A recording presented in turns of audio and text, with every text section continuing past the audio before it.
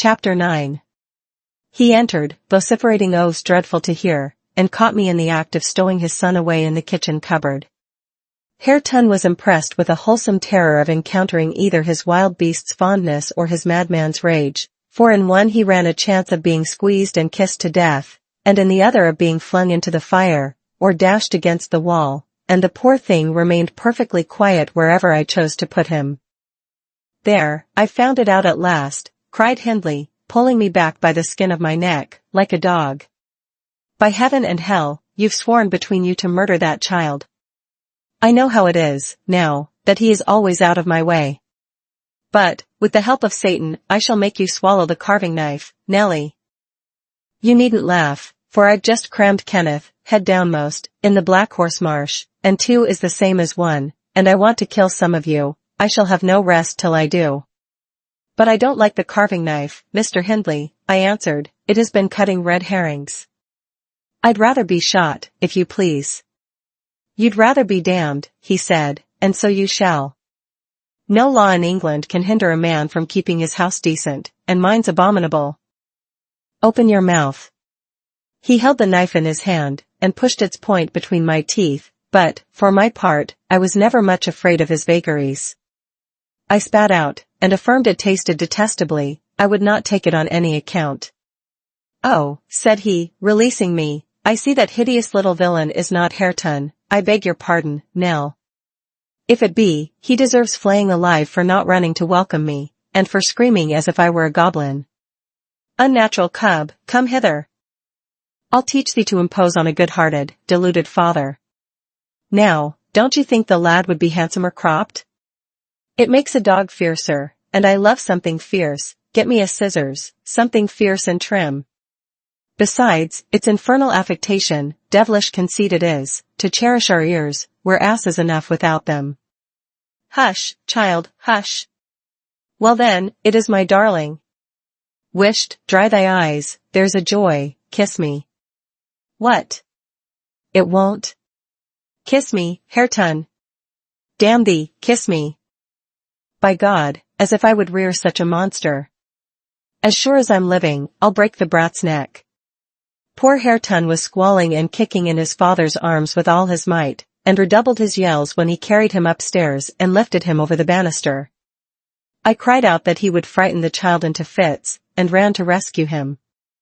As I reached them, Hindley leant forward on the rails to listen to a noise below, almost forgetting what he had in his hands. "Who is that?" he asked, hearing someone approaching the stairs foot. I leant forward also, for the purpose of signing to Heathcliff, whose step I recognized, not to come further, and, at the instant when my eye quitted Hareton, he gave a sudden spring, delivered himself from the careless grasp that held him, and fell. There was scarcely time to experience a thrill of horror before we saw that the little wretch was safe. Heathcliff arrived underneath just at the critical moment. By a natural impulse he arrested his descent, and setting him on his feet, looked up to discover the author of the accident. A miser who has parted with a lucky lottery ticket for 5 shillings, and finds next day he has lost in the bargain £5,000, could not show a blanker countenance than he did on beholding the figure of Mr. Earnshaw above. It expressed, plainer than words could do, the intensest anguish at having made himself the instrument of thwarting his own revenge. Had it been dark, I dare say he would have tried to remedy the mistake by smashing Hareton's skull on the steps, but, we witnessed his salvation, and I was presently below with my precious charge pressed to my heart. Hindley descended more leisurely, sobered and abashed. "It is your fault, Ellen," he said. "You should have kept him out of sight. You should have taken him from me." "Is he injured anywhere?" "Injured?" I cried angrily. "If he is not killed, he'll be an idiot." "Oh. I wonder his mother does not rise from her grave to see how you use him. You're worse than a heathen, treating your own flesh and blood in that manner." He attempted to touch the child, who, on finding himself with me, sobbed off his terror directly. At the first finger his father laid on him, however, he shrieked again louder than before, and struggled as if he would go into convulsions. "You shall not meddle with him," I continued. "He hates you, they all hate you, that's the truth. A happy family you have, and a pretty state you're come to. I shall come to a prettier, yet, Nelly, laughed the misguided man, recovering his hardness. At present, convey yourself and him away. And hark you, Heathcliff. Clear you two quite from my reach and hearing. I wouldn't murder you tonight, unless, perhaps, I set the house on fire, but that's as my fancy goes. While saying this he took a pint bottle of brandy from the dresser, and poured some into a tumbler. Nay, don't. I entreated. Mr. Hindley, do take warning. Have mercy on this unfortunate boy, if you care nothing for yourself. Anyone will do better for him than I shall, he answered. Have mercy on your own soul, I said, endeavoring to snatch the glass from his hand. Not I. On the contrary, I shall have great pleasure in sending it to perdition to punish its maker, exclaimed the blasphemer. Here's to its hearty damnation. He drank the spirits and impatiently bade us go, terminating his command with a sequel of horrid imprecations too bad to repeat or remember. It's a pity he cannot kill himself with drink, observed Heathcliff, muttering an echo of curses back when the door was shut. He's doing his very utmost, but his constitution defies him. Mr. Kenneth says he would wager his mare that he'll outlive any man on this side Gimmerton, and go to the grave a hoary sinner, unless some happy chance out of the common course befall him. I went into the kitchen, and sat down to lull my little lamb to sleep. Heathcliff, as I thought, walked through to the barn. It turned out afterwards that he only got as far as the other side the settle, when he flung himself on a bench by the wall, removed from the fire, and remained silent. I was rocking Hareton on my knee, and humming a song that began. It was far in the night, and the bairnies grat. The mither beneath the mools heard that. When Miss Cathy, who had listened to the hubbub from her room, put her head in, and whispered, "Are you alone, Nelly?" "Yes, miss," I replied. She entered and approached the hearth. I, supposing she was going to say something, looked up. The expression of her face seemed disturbed and anxious. Her lips were half asunder, as if she meant to speak, and she drew a breath, but it escaped in a sigh instead of a sentence. I resumed my song, not having forgotten her recent behavior. "Where's Heathcliff?" she said, interrupting me. "About his work in the stable," was my answer. He did not contradict me, perhaps he had fallen into a doze. There followed another long pause, during which I perceived a drop or two trickle from Catherine's cheek to the flags. Is she sorry for her shameful conduct? I asked myself. That will be a novelty, but she may come to the point as she will, I shan't help her. No, she felt small trouble regarding any subject, save her own concerns. "Oh, dear," she cried at last. "I'm very unhappy." "A pity," observed I. "You're hard to please, so many friends and so few cares, and can't make yourself content." "Nelly, will you keep a secret for me?" she pursued, kneeling down by me, and lifting her winsome eyes to my face with that sort of look which turns off bad temper, even when one has all the right in the world to indulge it. "Is it worth keeping?" I inquired, less sulkily. "Yes, and it worries me, and I must let it out. I want to know what I should do. Today, Edgar Linton has asked me to marry him, and I've given him an answer. Now, before I tell you whether it was a consent or denial, you tell me which it ought to have been." "Really, Miss Catherine, how can I know?" I replied. "To be sure, considering the exhibition you performed in his presence this afternoon, I might say it would be wise to refuse him, since he asked you after that. He must either be hopelessly stupid or a venturesome fool." "If you talk so, I won't tell you any more," she returned, peevishly rising to her feet. "I accepted him, Nelly. Be quick, and say whether I was wrong." "You accepted him. Then what good is it discussing the matter? You have pledged your word, and cannot retract. But say whether I should have done so, do," she exclaimed in an irritated tone, chafing her hands together, and frowning. "There are many things to be considered before that question can be answered properly," I said, sententiously. "First and foremost, do you love Mr. Edgar?" "Who can help it?" "Of course I do," she answered. Then I put her through the following catechism. For a girl of 22 it was not injudicious. "Why do you love him, Miss Cathy?" Nonsense, I do, that's sufficient. By no means, you must say why? Well, because he is handsome and pleasant to be with. Bad, was my commentary. And because he is young and cheerful. Bad, still. And because he loves me. Indifferent, coming there. And he will be rich, and I shall like to be the greatest woman of the neighborhood, and I shall be proud of having such a husband. Worst of all. And now, say how you love him? As everybody loves, you're silly, Nelly. Not at all, answer. I love the ground under his feet, and the air over his head, and everything he touches, and every word he says. I love all his looks, and all his actions, and him entirely and altogether. There now. And why? Nay, you are making a jest of it, it is exceedingly ill-natured.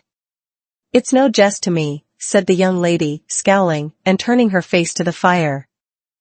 I'm very far from jesting, Miss Catherine, I replied. You love Mr. Edgar because he is handsome, and young, and cheerful, and rich, and loves you. The last, however, goes for nothing, you would love him without that, probably, and with it you wouldn't, unless he possessed the four former attractions. No, to be sure not, I should only pity him, hate him, perhaps, if he were ugly, and a clown. But there are several other handsome, rich young men in the world, handsomer, possibly, and richer than he is. What should hinder you from loving them? If there be any, they are out of my way, I've seen none like Edgar. You may see some, and he won't always be handsome, and young, and may not always be rich. He is now, and I have only to do with the present. I wish you would speak rationally. Well, that settles it, if you have only to do with the present, marry Mr. Linton. I don't want your permission for that, I shall marry him, and yet you have not told me whether I'm right. Perfectly right, if people be right to marry only for the present. And now, let us hear what you are unhappy about. Your brother will be pleased, the old lady and gentleman will not object, I think. You will escape from a disorderly, comfortless home into a wealthy, respectable one, and you love Edgar, and Edgar loves you. All seems smooth and easy, where is the obstacle? Here. And here, replied Catherine, striking one hand on her forehead, and the other on her breast, in whichever place the soul lives. In my soul and in my heart, I'm convinced I'm wrong. That's very strange. I cannot make it out. It's my secret. But if you will not mock at me, I'll explain it. I can't do it distinctly, but I'll give you a feeling of how I feel. She seated herself by me again, her countenance grew sadder and graver, and her clasped hands trembled. Nelly, do you never dream queer dreams? She said, suddenly, after some minutes' reflection. Yes, now and then, I answered. And so do I. I've dreamt in my life dreams that have stayed with me ever after, and changed my ideas. They've gone through and through me, like wine through water, and altered the color of my mind. And this is one, I'm going to tell it, but take care not to smile at any part of it. Oh. Don't, Miss Catherine. I cried. We're dismal enough without conjuring up ghosts and visions to perplex us. Come, come, be merry and like yourself. Look at little Hareton. He's dreaming nothing dreary. How sweetly he smiles in his sleep. Yes, and how sweetly his father curses in his solitude. You remember him, I dare say, when he was just such another as that chubby thing, nearly as young and innocent. However, Nelly, I shall oblige you to listen, it's not long, and I've no power to be merry tonight. I won't hear it, I won't hear it. I repeated, hastily. I was superstitious about dreams then, and am still, and Catherine had an unusual gloom in her aspect, that made me dread something from which I might shape a prophecy, and foresee a fearful catastrophe. She was vexed, but she did not proceed. Apparently taking up another subject, she recommenced in a short time. If I were in heaven, Nelly, I should be extremely miserable. Because you are not fit to go there, I answered. All sinners would be miserable in heaven. But it is not for that. I dreamt once that I was there. I tell you I won't hearken to your dreams, Miss Catherine.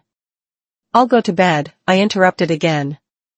She laughed, and held me down, for I made a motion to leave my chair. "This is nothing," cried she. "I was only going to say that heaven did not seem to be my home, and I broke my heart with weeping to come back to earth, and the angels were so angry that they flung me out into the middle of the heath on the top of Wuthering Heights, where I woke sobbing for joy.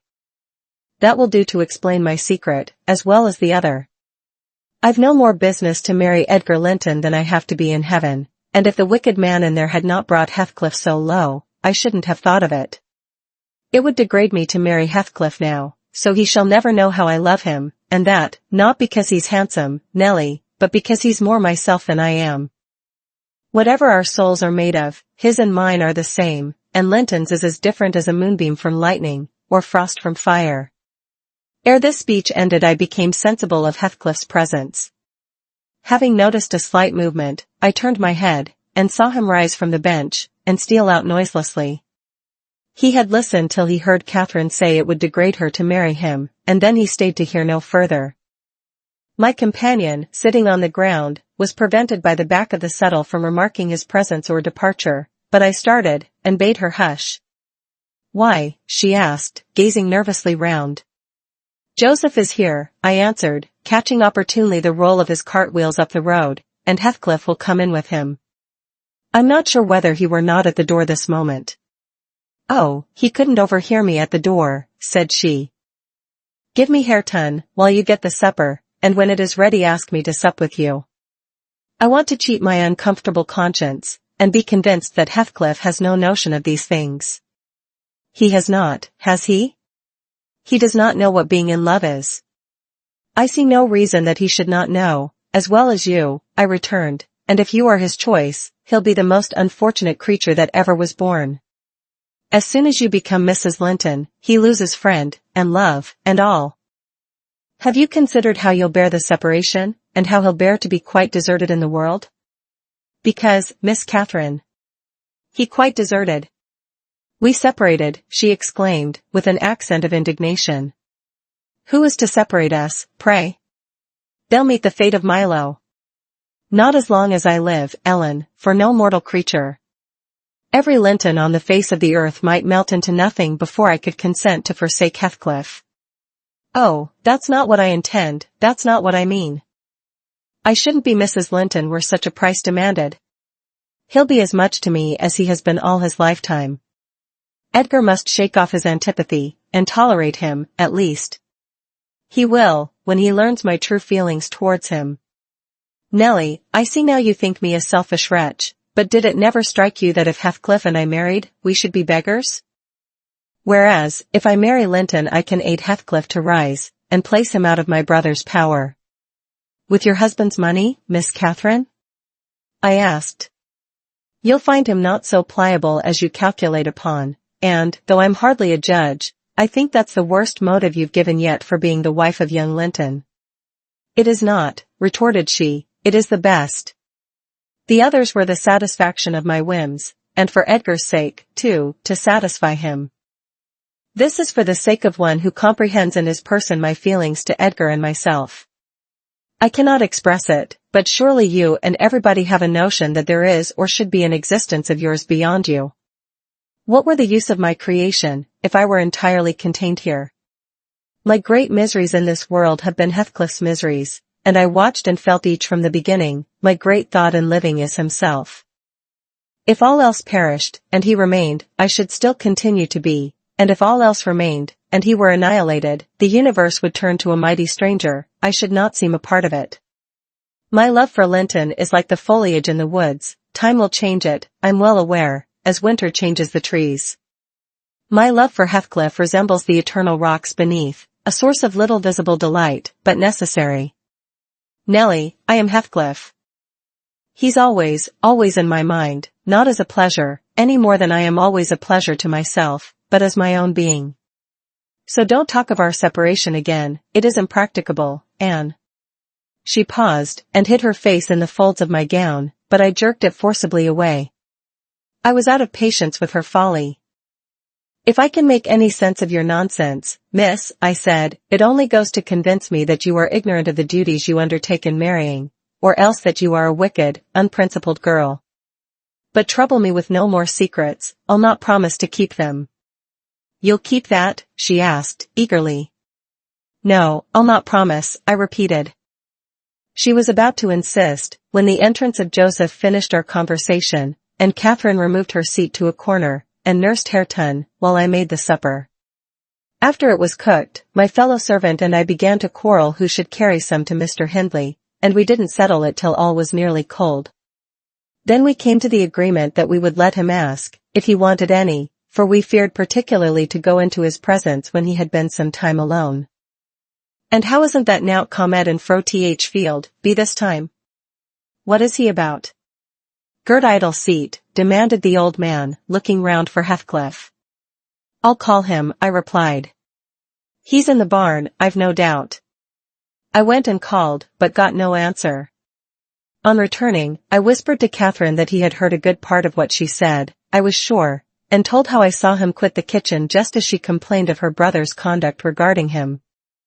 She jumped up in a fine fright, flung Hareton on to the settle, and ran to seek for her friend herself, not taking leisure to consider why she was so flurried, or how her talk would have affected him. She was absent such a while that Joseph proposed we should wait no longer. He cunningly conjectured they were staying away in order to avoid hearing his protracted blessing. They were ill enough for only foul manners, he affirmed. And on their behalf he added that night a special prayer to the usual quarter of an hour's supplication before meat, and would have tacked another to the end of the grace, had not his young mistress broken in upon him with a hurried command that he must run down the road, and, wherever Heathcliff had rambled, find and make him re-enter directly. I want to speak to him, and I must, before I go upstairs, she said. And the gate is open, he is somewhere out of hearing, for he would not reply, though I shouted at the top of the fold as loud as I could. Joseph objected at first, she was too much in earnest, however, to suffer contradiction, and at last he placed his hat on his head, and walked grumbling forth. Meantime, Catherine paced up and down the floor, exclaiming, I wonder where he is, I wonder where he can be. What did I say, Nellie? I've forgotten. Was he vexed at my bad humor this afternoon? Dear. Tell me what I've said to grieve him? I do wish he'd come. I do wish he would. What a noise for nothing. I cried, though rather uneasy myself. What a trifle scares you. It's surely no great cause of alarm that Heathcliff should take a moonlight saunter on the moors, or even lie too sulky to speak to us in the hayloft. I'll engage he's lurking there. See if I don't ferret him out. I departed to renew my search, its result was disappointment, and Joseph's quest ended in the same. Yon lad gets war, observed he on re-entering. He's left Th gate at tea full swing, and Mrs. Pony has trodden on 2 rigs o' corn, and plottered through, right o'er into tea meadow. Hosum diver, tea maester you'll play tea devil to morn, and he'll do weel. He's patience itseln why sich careless, awful craters, patience itseln he is. But he'll not be so a lose, ya see, all on ye. Ya munn't drive him out of his head for nowt. Have you found Heathcliff, you ass? Interrupted Catherine. Have you been looking for him, as I ordered? I said more liquor look for Th horse, he replied. It ud be to more sense. But I can look for norther horse nor man of a neat loik this, as black as tea chimbly. You and Heathcliff's known tea chap to come at my whistle, happen he'll be less hard o' hearing ye. It was a very dark evening for summer, the clouds appeared inclined to thunder, and I said we had better all sit down, the approaching rain would be certain to bring him home without further trouble. However, Catherine would not be persuaded into tranquility. She kept wandering to and fro, from the gate to the door, in a state of agitation which permitted no repose, and at length took up a permanent situation on one side of the wall, near the road, where, heedless of my expostulations and the growling thunder, and the great drops that began to plash around her, she remained, calling at intervals, and then listening, and then crying outright. She beat Hareton, or any child, at a good passionate fit of crying. About midnight, while we still sat up, the storm came rattling over the heights in full fury. There was a violent wind, as well as thunder, and either one or the other split a tree off at the corner of the building, a huge bough fell across the roof, and knocked down a portion of the east chimney stack, sending a clatter of stones and soot into the kitchen fire. We thought a bolt had fallen in the middle of us, and Joseph swung on to his knees, beseeching the Lord to remember the patriarchs Noah and Lot, and, as in former times, spare the righteous, though he smote the ungodly. I felt some sentiment that it must be a judgment on us also. The Jonah, in my mind, was Mr. Earnshaw, and I shook the handle of his den that I might ascertain if he were yet living. He replied audibly enough, in a fashion which made my companion vociferate, more clamorously than before, that a wide distinction might be drawn between saints like himself and sinners like his master. But the uproar passed away in 20 minutes, leaving us all unharmed, excepting Cathy, who got thoroughly drenched for her obstinacy in refusing to take shelter, and standing bonnetless and shawlless to catch as much water as she could with her hair and clothes. She came in and lay down on the settle, all soaked as she was, turning her face to the back, and putting her hands before it. "Well, miss," I exclaimed, touching her shoulder, "you are not bent on getting your death, are you? Do you know what o'clock it is?" 12:30. Come to bed. There's no use waiting any longer on that foolish boy, he'll be gone to Gimmerton, and he'll stay there now. He guesses we shouldn't wait for him till this late hour, at least, he guesses that only Mr. Hindley would be up, and he'd rather avoid having the door opened by the master. Nay, he's known at Gimmerton," said Joseph. "I's niver wonder but he's at T-bottom of a bog whale. This visitation warn't for nowt, and I wodhev ye to look out, miss, yama bt next. Thank heaven for all works together for good to them as is chosen, and piked out fro th rubbage. Ya na wet t scripture ses." And he began quoting several texts, referring us to chapters and verses where we might find them. I, having vainly begged the wilful girl to rise and remove her wet things, left him preaching and her shivering, and betook myself to bed with little Hareton, who slept as fast as if everyone had been sleeping round him. I heard Joseph read on a while afterwards, then I distinguished his slow step on the ladder, and then I dropped asleep. Coming down somewhat later than usual, I saw, by the sunbeams piercing the chinks of the shutters, Miss Catherine still seated near the fireplace. The house door was ajar, too, light entered from its unclosed windows. Hindley had come out, and stood on the kitchen hearth, haggard and drowsy. "What ails you, Cathy?" he was saying when I entered. "You look as dismal as a drowned whelp. Why are you so damp and pale, child?" "I've been wet," she answered reluctantly, "and I'm cold, that's all." "Oh, she is naughty," I cried, perceiving the master to be tolerably sober. "She got steeped in the shower of yesterday evening, and there she has sat the night through, and I couldn't prevail on her to stir." Mr. Earnshaw stared at us in surprise. "The night through," he repeated. "What kept her up? Not fear of the thunder, surely? That was over hours since." Neither of us wished to mention Heathcliff's absence, as long as we could conceal it, so I replied, I didn't know how she took it into her head to sit up, and she said nothing. The morning was fresh and cool. I threw back the lattice, and presently the room filled with sweet scents from the garden, but Catherine called peevishly to me, "Ellen, shut the window. I'm starving." And her teeth chattered as she shrank closer to the almost extinguished embers. "She's ill," said Hindley, taking her wrist. "I suppose that's the reason she would not go to bed. Damn it. I don't want to be troubled with more sickness here. What took you into the rain?" "Running after tea, lads, as usual," croaked Joseph, catching an opportunity from our hesitation to thrust in his evil tongue. "If I were ya, maester, I'd just slam tea boards I their faces all on 'em, gentle and simple. Never a day you tea yari off, but yon cat o' Linton comes sneaking hither, and Miss Nelly, she's a fine lass.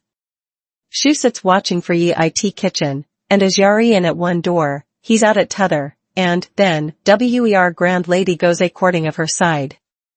It's bonny behaviour, lurking amang tea fields, after 12 tea night. Why that foul, flaysome divil of a gypsy, Heathcliff. They think I'm blind, but I'm known, nout utt sort. I seed young Linton both coming and going, and I seed ya, directing his discourse to me, ya good for nout, slatternly witch. Nip up and bolt into th house, t-minute ya heard t-maester's horsefit clatter up t-road. Silence, eavesdropper, cried Catherine, none of your insolence before me. Edgar Linton came yesterday by chance, Hindley, and it was I who told him to be off, because I knew you would not like to have met him as you were. You lie, Cathy, no doubt, answered her brother, and you are a confounded simpleton. But never mind Linton at present, tell me, were you not with Heathcliff last night? Speak the truth, now. You need not be afraid of harming him, though I hate him as much as ever. He did me a good turn a short time since that will make my conscience tender of breaking his neck. To prevent it, I shall send him about his business this very morning, and after he's gone, I'd advise you all to look sharp. I shall only have the more humor for you. I never saw Heathcliff last night, answered Catherine, beginning to sob bitterly, and if you do turn him out of doors, I'll go with him. But, perhaps, you'll never have an opportunity, perhaps, he's gone. Here she burst into uncontrollable grief, and the remainder of her words were inarticulate. Hindley lavished on her a torrent of scornful abuse, and bade her get to her room immediately, or she shouldn't cry for nothing. I obliged her to obey, and I shall never forget what a scene she acted when we reached her chamber. It terrified me. I thought she was going mad, and I begged Joseph to run for the doctor. It proved the commencement of delirium. Mr. Kenneth, as soon as he saw her, pronounced her dangerously ill. She had a fever. He bled her, and he told me to let her live on whey and water gruel, and take care she did not throw herself downstairs or out of the window, and then he left, for he had enough to do in the parish, where 2 or 3 miles was the ordinary distance between cottage and cottage. Though I cannot say I made a gentle nurse, and Joseph and the master were no better, and though our patient was as wearisome and headstrong as a patient could be, she weathered it through. Old Mrs. Linton paid us several visits, to be sure, and set things to rights, and scolded and ordered us all, and when Catherine was convalescent, she insisted on conveying her to Thrushcross Grange, for which deliverance we were very grateful. But the poor dame had reason to repent of her kindness. She and her husband both took the fever, and died within a few days of each other. Our young lady returned to us saucier and more passionate, and haughtier than ever. Heathcliff had never been heard of since the evening of the thunderstorm, and, one day, I had the misfortune, when she had provoked me exceedingly, to lay the blame of his disappearance on her, where indeed it belonged, as she well knew. From that period, for several months, she ceased to hold any communication with me, save in the relation of a mere servant. Joseph fell under a ban also. He would speak his mind, and lecture her all the same as if she were a little girl, and she esteemed herself a woman, and our mistress, and thought that her recent illness gave her a claim to be treated with consideration. Then the doctor had said that she would not bear crossing much, she ought to have her own way, and it was nothing less than murder in her eyes for any one to presume to stand up and contradict her. From Mr. Earnshaw and his companions she kept aloof, and tutored by Kenneth, and serious threats of a fit that often attended her rages. Her brother allowed her whatever she pleased to demand, and generally avoided aggravating her fiery temper. He was rather too indulgent in humoring her caprices, not from affection, but from pride. He wished earnestly to see her bring honor to the family by an alliance with the Lintons, and as long as she let him alone she might trample on us like slaves, for aught he cared. Edgar Linton, as multitudes have been before and will be after him, was infatuated, and believed himself the happiest man alive on the day he led her to Gimmerton Chapel, 3 years subsequent to his father's death. Much against my inclination, I was persuaded to leave Wuthering Heights and accompany her here. Little Hareton was nearly 5 years old, and I had just begun to teach him his letters. We made a sad parting, but Catherine's tears were more powerful than ours.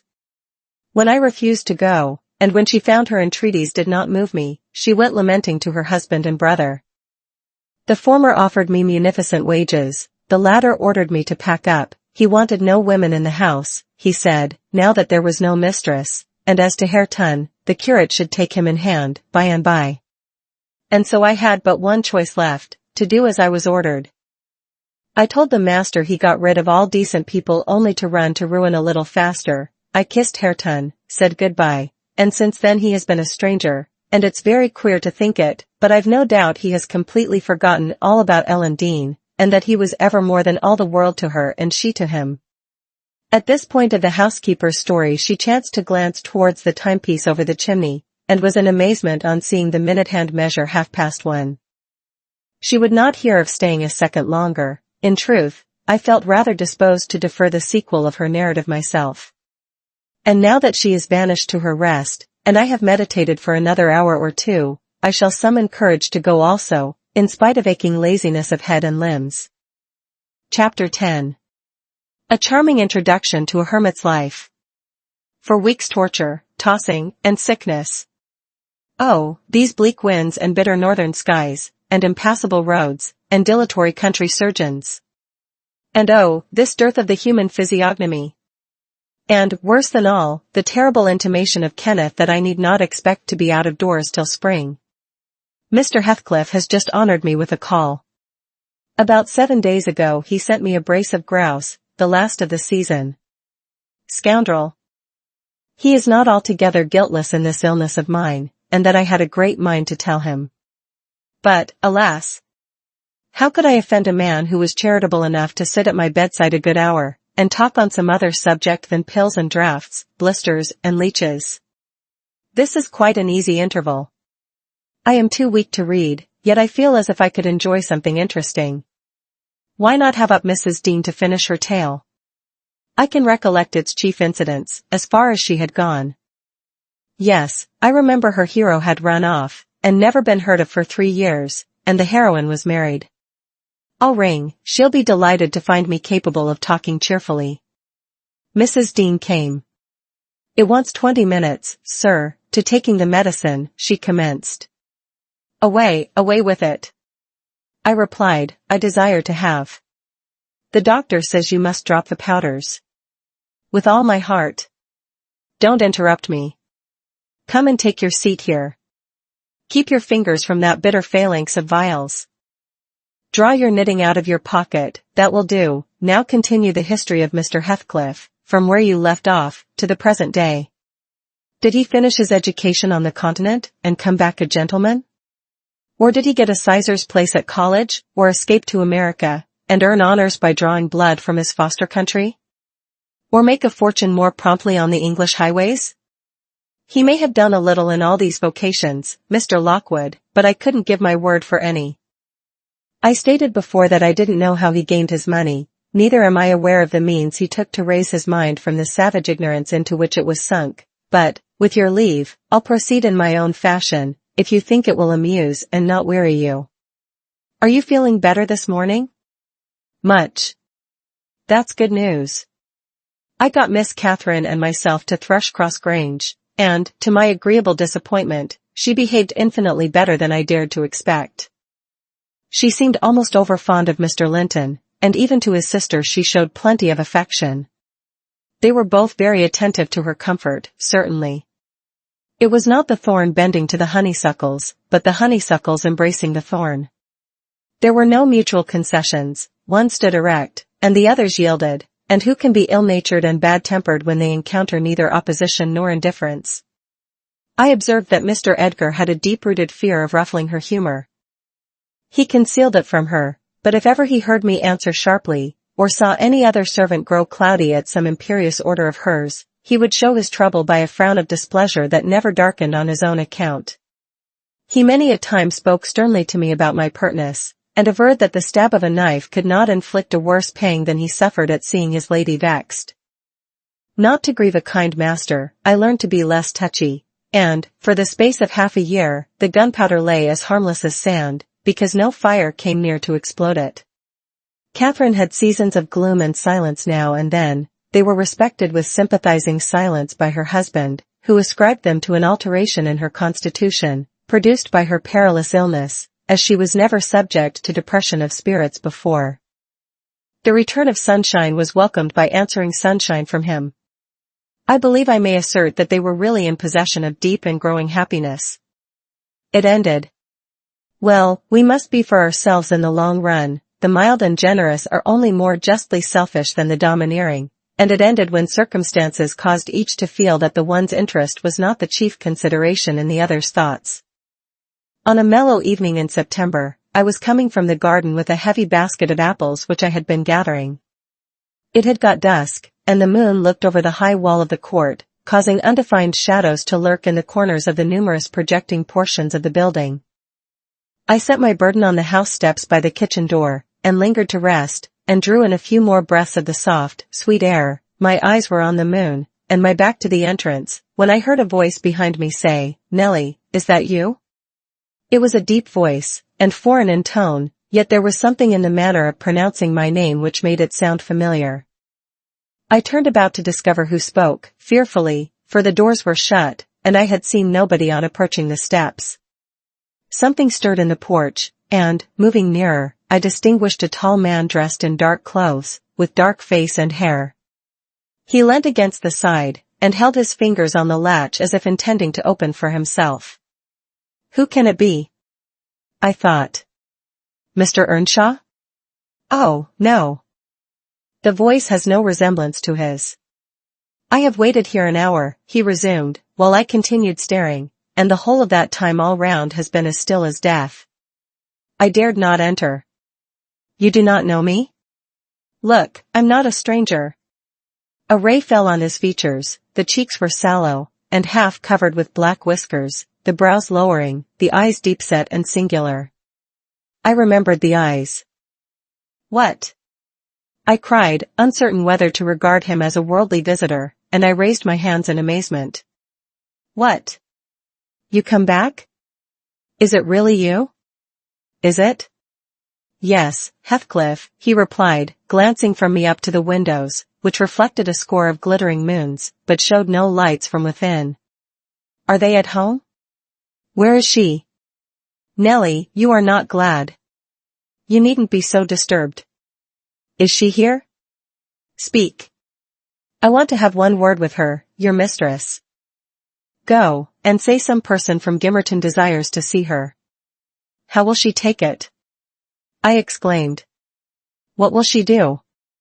The surprise bewilders me, it will put her out of her head. And you are Heathcliff. But altered. Nay, there's no comprehending it. Have you been for a soldier? Go and carry my message, he interrupted, impatiently. I'm in hell till you do. He lifted the latch, and I entered, but when I got to the parlor where Mr. and Mrs. Linton were, I could not persuade myself to proceed. At length I resolved on making an excuse to ask if they would have the candles lighted, and I opened the door. They sat together in a window whose lattice lay back against the wall, and displayed, beyond the garden trees, and the wild green park, the valley of Gimmerton, with a long line of mist winding nearly to its top, for very soon after you pass the chapel, as you may have noticed, the sough that runs from the marshes joins a beck which follows the bend of the glen. Wuthering Heights rose above this silvery vapor, but our old house was invisible, it rather dips down on the other side. Both the room and its occupants, and the scene they gazed on, looked wondrously peaceful. I shrank reluctantly from performing my errand, and was actually going away leaving it unsaid, after having put my question about the candles, when a sense of my folly compelled me to return, and mutter, "A person from Gimmerton wishes to see you, ma'am." "What does he want?" asked Mrs. Linton. I did not question him, I answered. "Well, close the curtains, Nellie," she said, "and bring up tea. I'll be back again directly." She quitted the apartment. Mr. Edgar inquired, carelessly, who it was. "Someone mistress does not expect," I replied. "That Heathcliff, you recollect him, sir, who used to live at Mr. Earnshaw's." "What? The gypsy, the ploughboy," he cried. "Why did you not say so to Catherine?" "Hush! You must not call him by those names, master," I said. "She'd be sadly grieved to hear you. She was nearly heartbroken when he ran off. I guess his return will make a jubilee to her." Mr. Linton walked to a window on the other side of the room that overlooked the court. He unfastened it, and leant out. I suppose they were below, for he exclaimed quickly, "Don't stand there, love. Bring the person in, if it be anyone particular." Ere long, I heard the click of the latch, and Catherine flew upstairs, breathless and wild, too excited to show gladness. Indeed, by her face, you would rather have surmised an awful calamity. "Oh, Edgar, Edgar," she panted, flinging her arms round his neck. "Oh, Edgar darling. Heathcliff's come back, he is. And she tightened her embrace to a squeeze. Well, well, cried her husband, crossly, don't strangle me for that. He never struck me as such a marvelous treasure. There is no need to be frantic. I know you didn't like him, she answered, repressing a little the intensity of her delight. Yet, for my sake, you must be friends now. Shall I tell him to come up?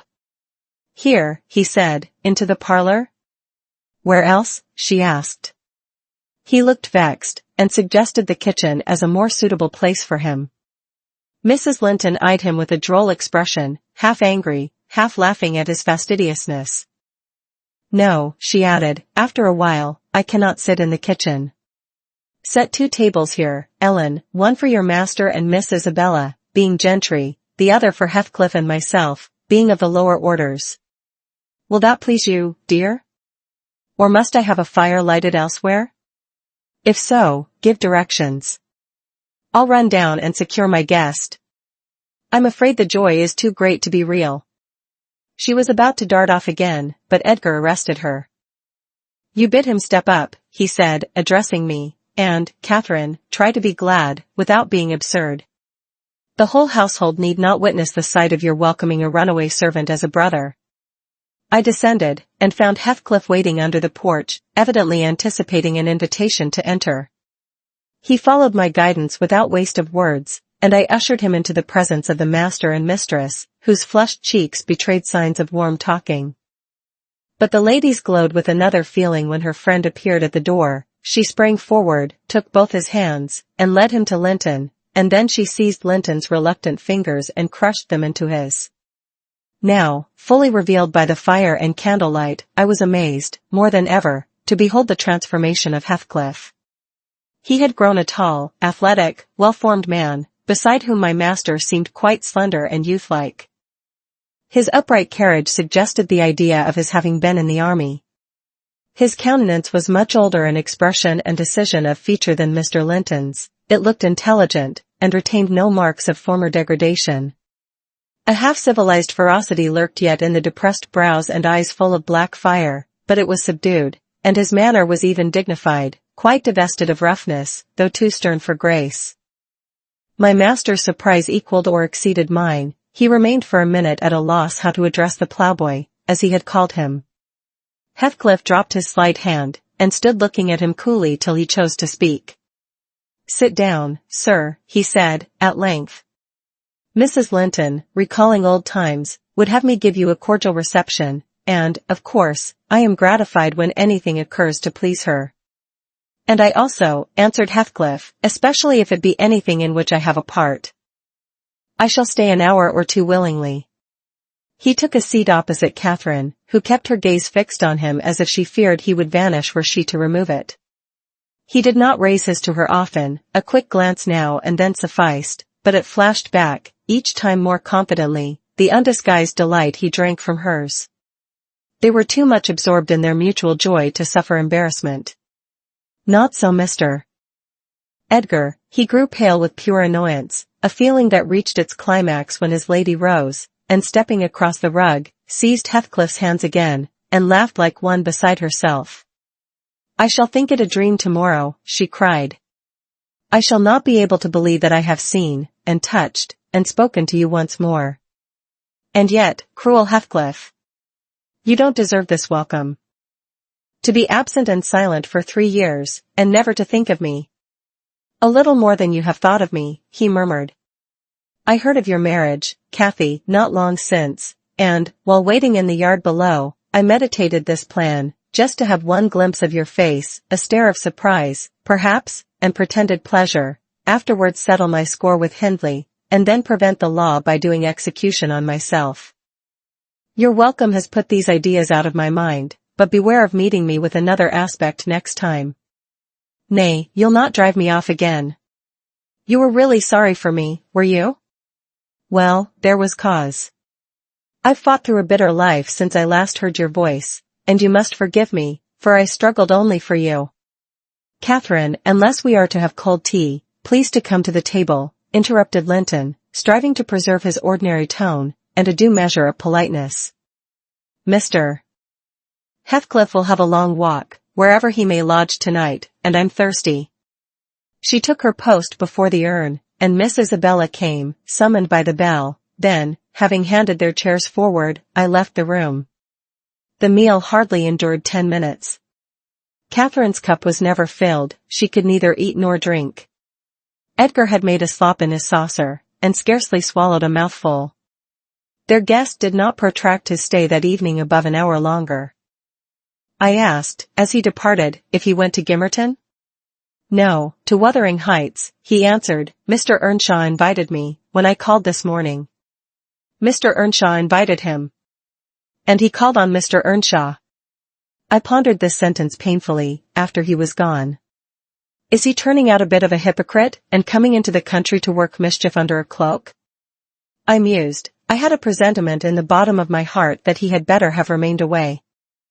About the middle of the night, I was wakened from my first nap by Mrs. Linton gliding into my chamber, taking a seat on my bedside, and pulling me by the hair to rouse me. "I cannot rest, Ellen," she said, by way of apology. "And I want some living creature to keep me company in my happiness. Edgar is sulky, because I'm glad of a thing that does not interest him. He refuses to open his mouth, except to utter pettish, silly speeches, and he affirmed I was cruel and selfish for wishing to talk when he was so sick and sleepy. He always contrives to be sick at the least cross." I gave a few sentences of commendation to Heathcliff, and he, either for a headache or a pang of envy, began to cry, so I got up and left him. What use is it praising Heathcliff to him? I answered. As lads they had an aversion to each other, and Heathcliff would hate just as much to hear him praised. It's human nature. Let Mr. Linton alone about him, unless you would like an open quarrel between them. But does it not show great weakness? Pursued she. I'm not envious. I never feel hurt at the brightness of Isabella's yellow hair and the whiteness of her skin, at her dainty elegance, and the fondness all the family exhibit for her. Even you, Nellie, if we have a dispute sometimes, you back Isabella at once, and I yield like a foolish mother. I call her a darling, and flatter her into a good temper. It pleases her brother to see us cordial, and that pleases me.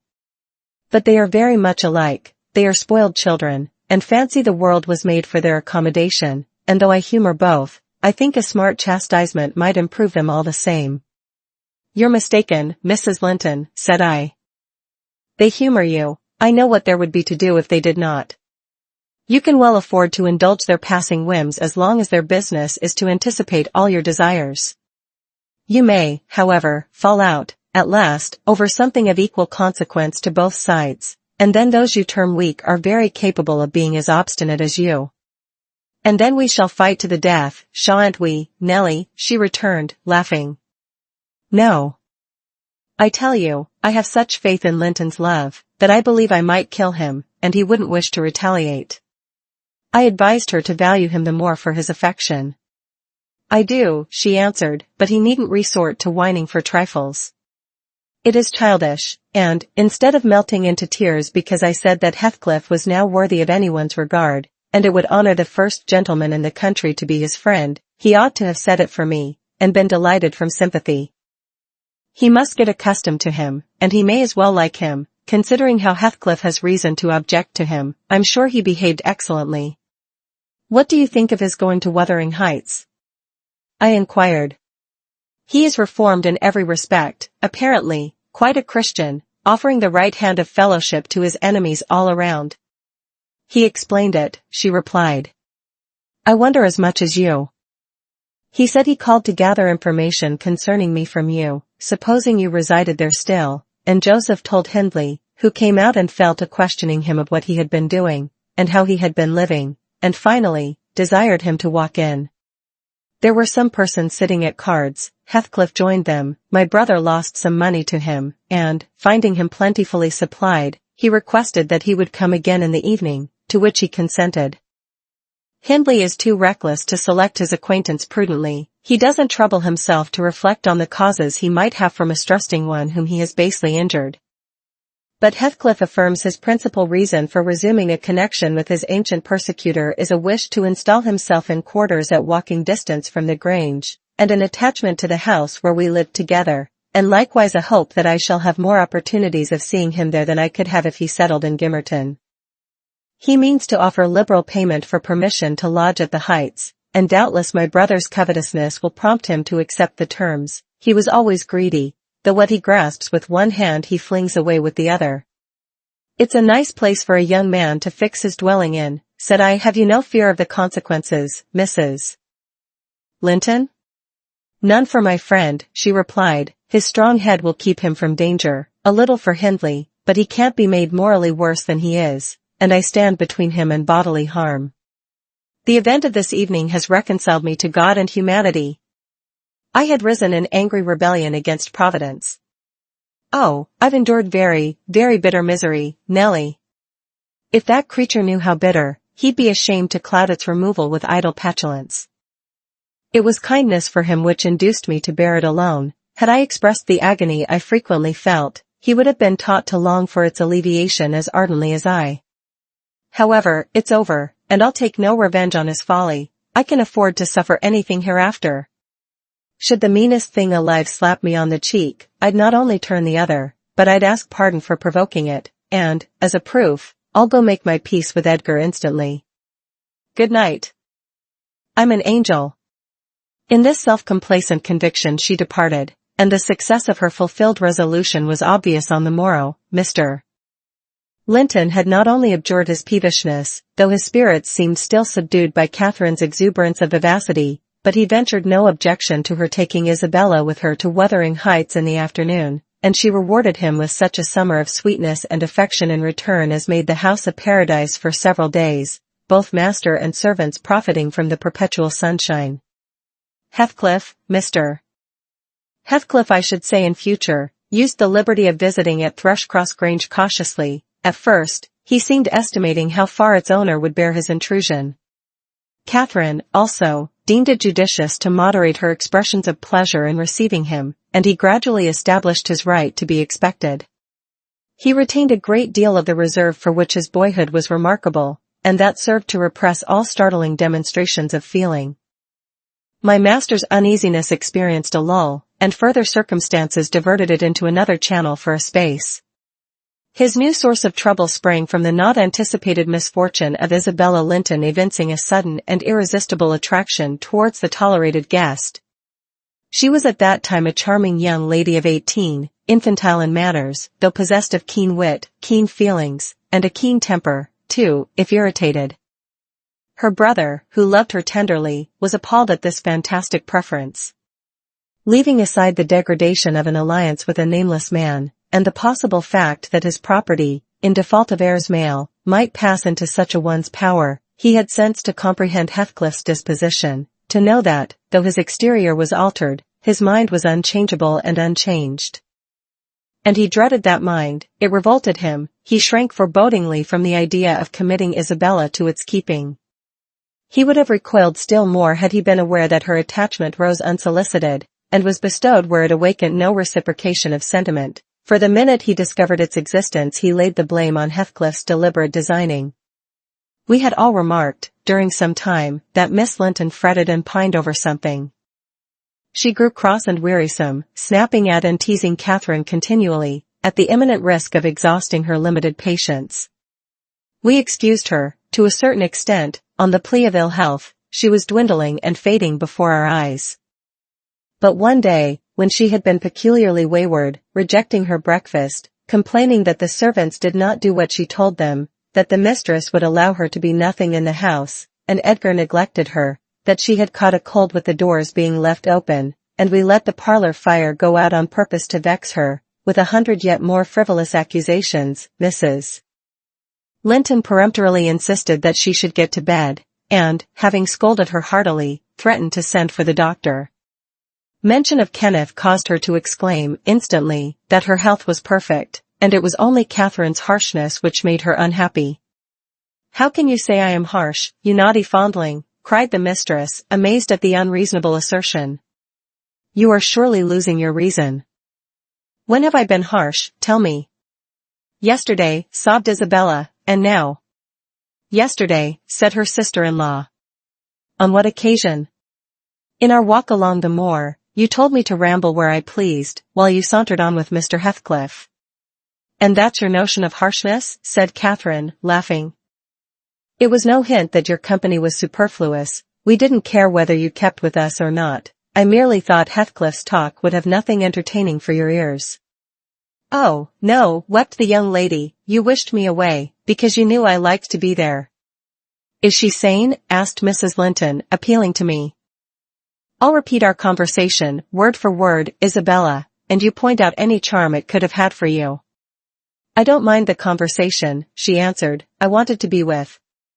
Well, said Catherine, perceiving her hesitate to complete the sentence. With him, and I won't be always sent off, she continued, kindling up. You are a dog in the manger, Cathy, and desire no one to be loved but yourself. You are an impertinent little monkey, exclaimed Mrs. Linton, in surprise. But I'll not believe this idiocy. It is impossible that you can covet the admiration of Heathcliff, that you consider him an agreeable person.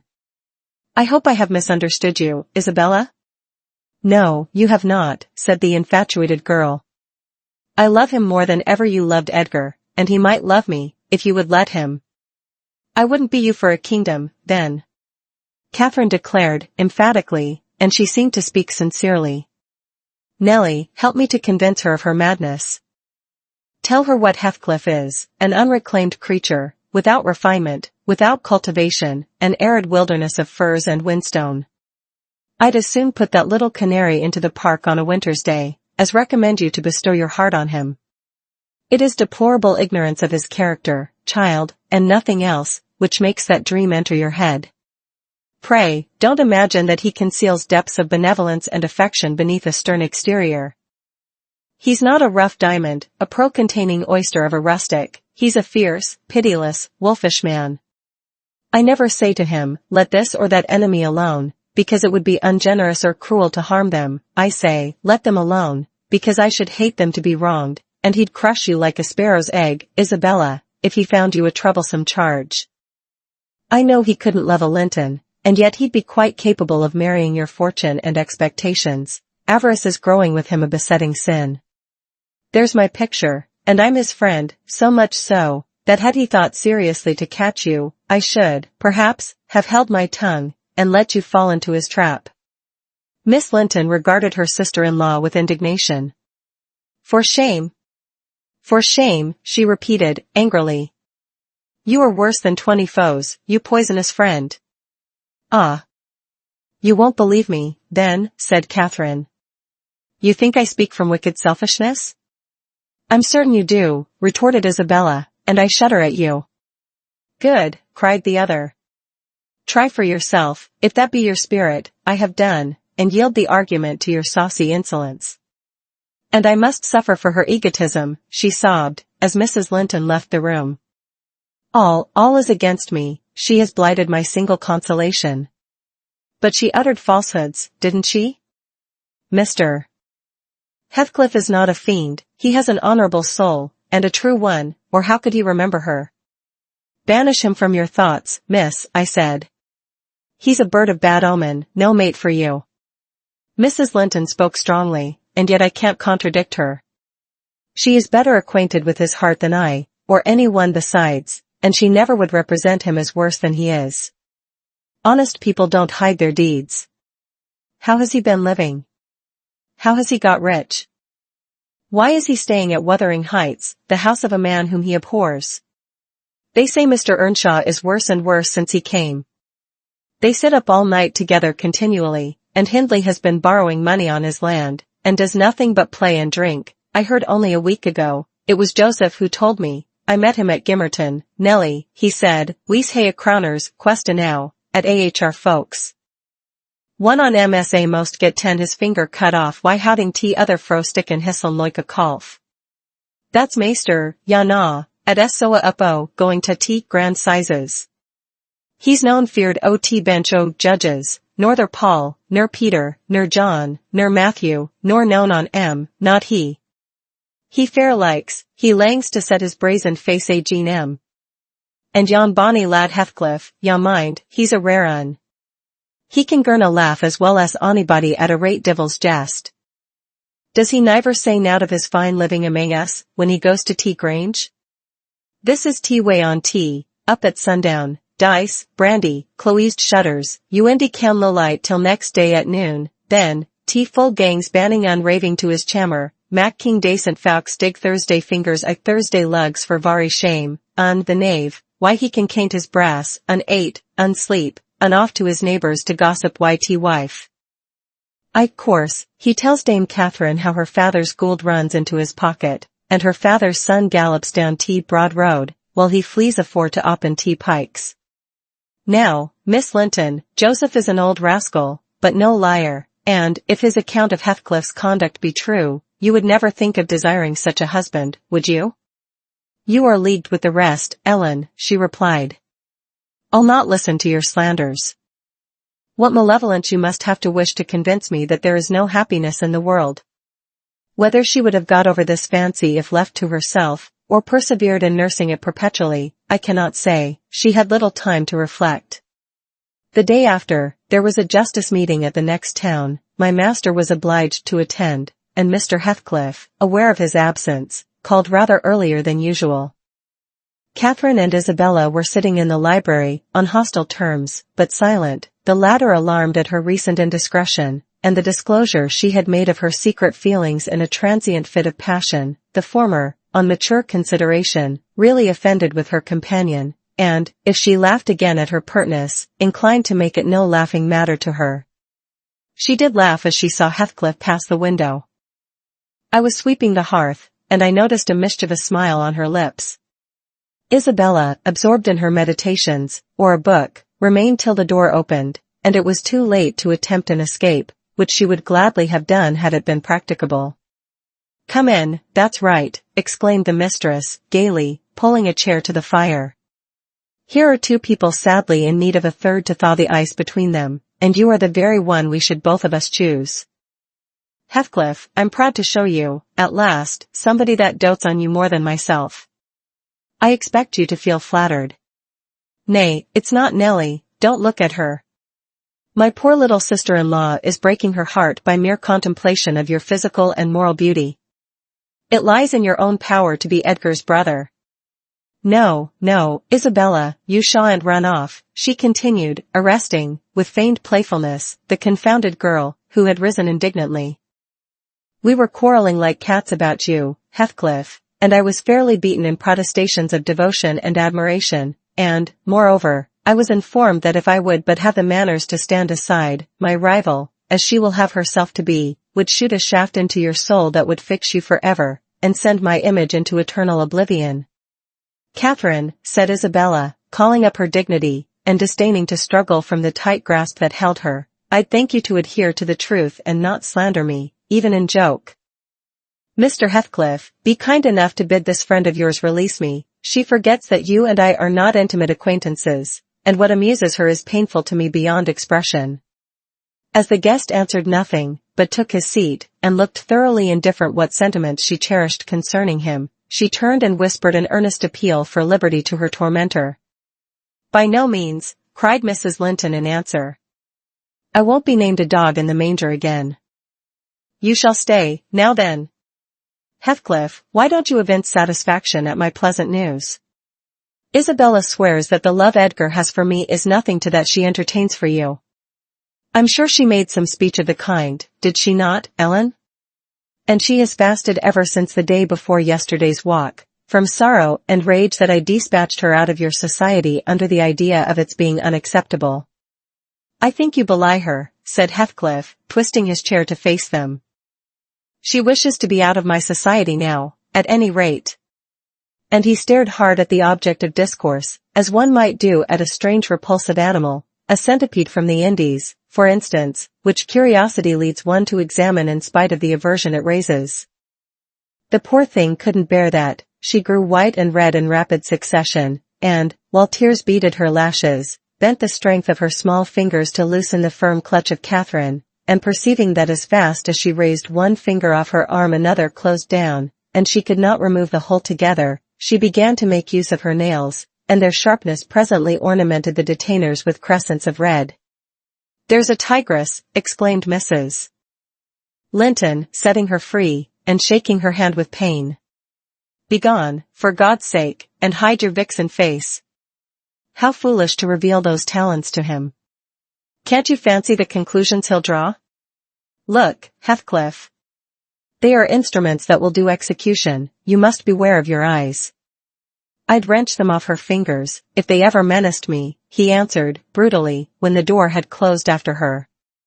"But what did you mean by teasing the creature in that manner, Cathy? You were not speaking the truth, were you?" "I assure you I was," she returned. "She has been dying for your sake several weeks, and raving about you this morning, and pouring forth a deluge of abuse, because I represented your failings in a plain light, for the purpose of mitigating her adoration. But don't notice it further, I wish to punish her sauciness, that's all. I like her too well, my dear Heathcliff, to let you absolutely seize and devour her up. And I like her too ill to attempt it," said he, except in a very ghoulish fashion.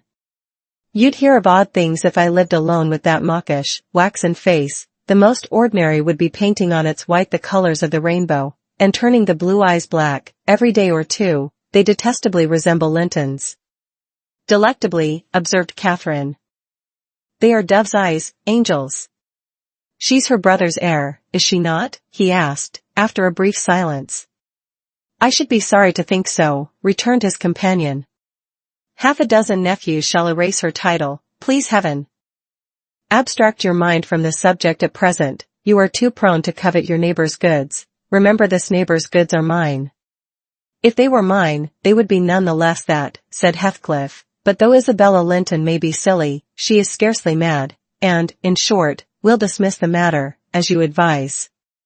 From their tongues they did dismiss it, and Catherine, probably, from her thoughts.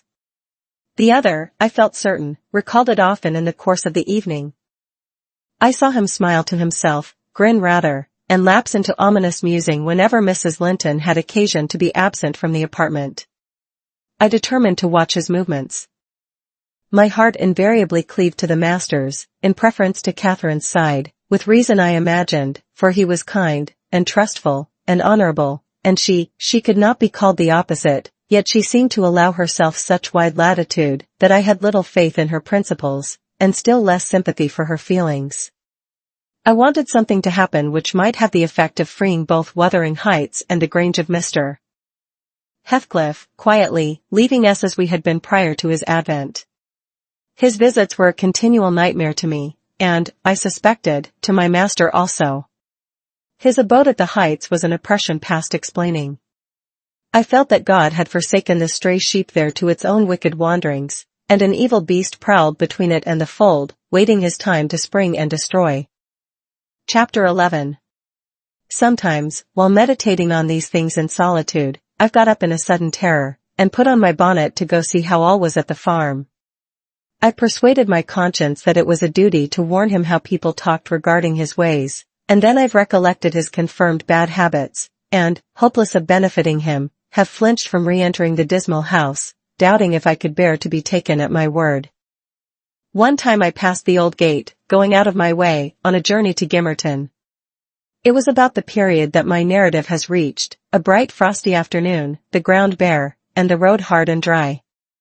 I came to a stone where the highway branches off onto the moor at your left hand, a rough sand pillar, with the letters WH cut on its north side, on the east, G, and on the southwest, TG.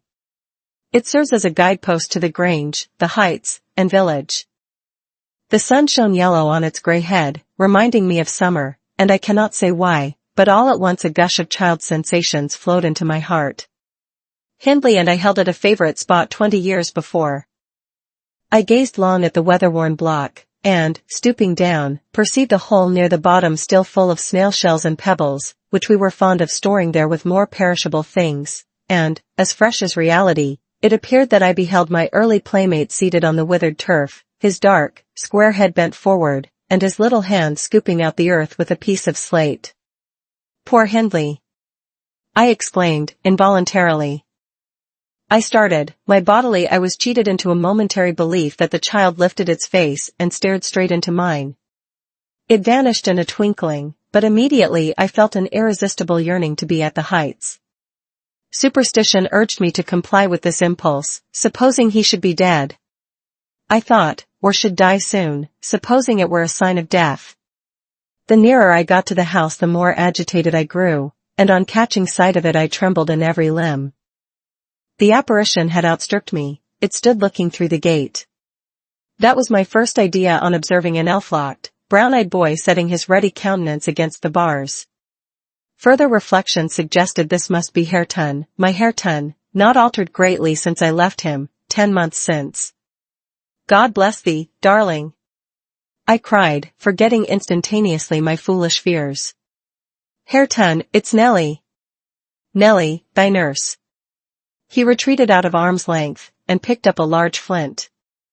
I am come to see thy father, Hareton, I added, guessing from the action that Nellie, if she lived in his memory at all, was not recognized as one with me. He raised his missile to hurl it. I commenced a soothing speech, but could not stay his hand. The stone struck my bonnet, and then ensued, from the stammering lips of the little fellow, a string of curses, which, whether he comprehended them or not, were delivered with practiced emphasis, and distorted his baby features into a shocking expression of malignity. You may be certain this grieved more than angered me.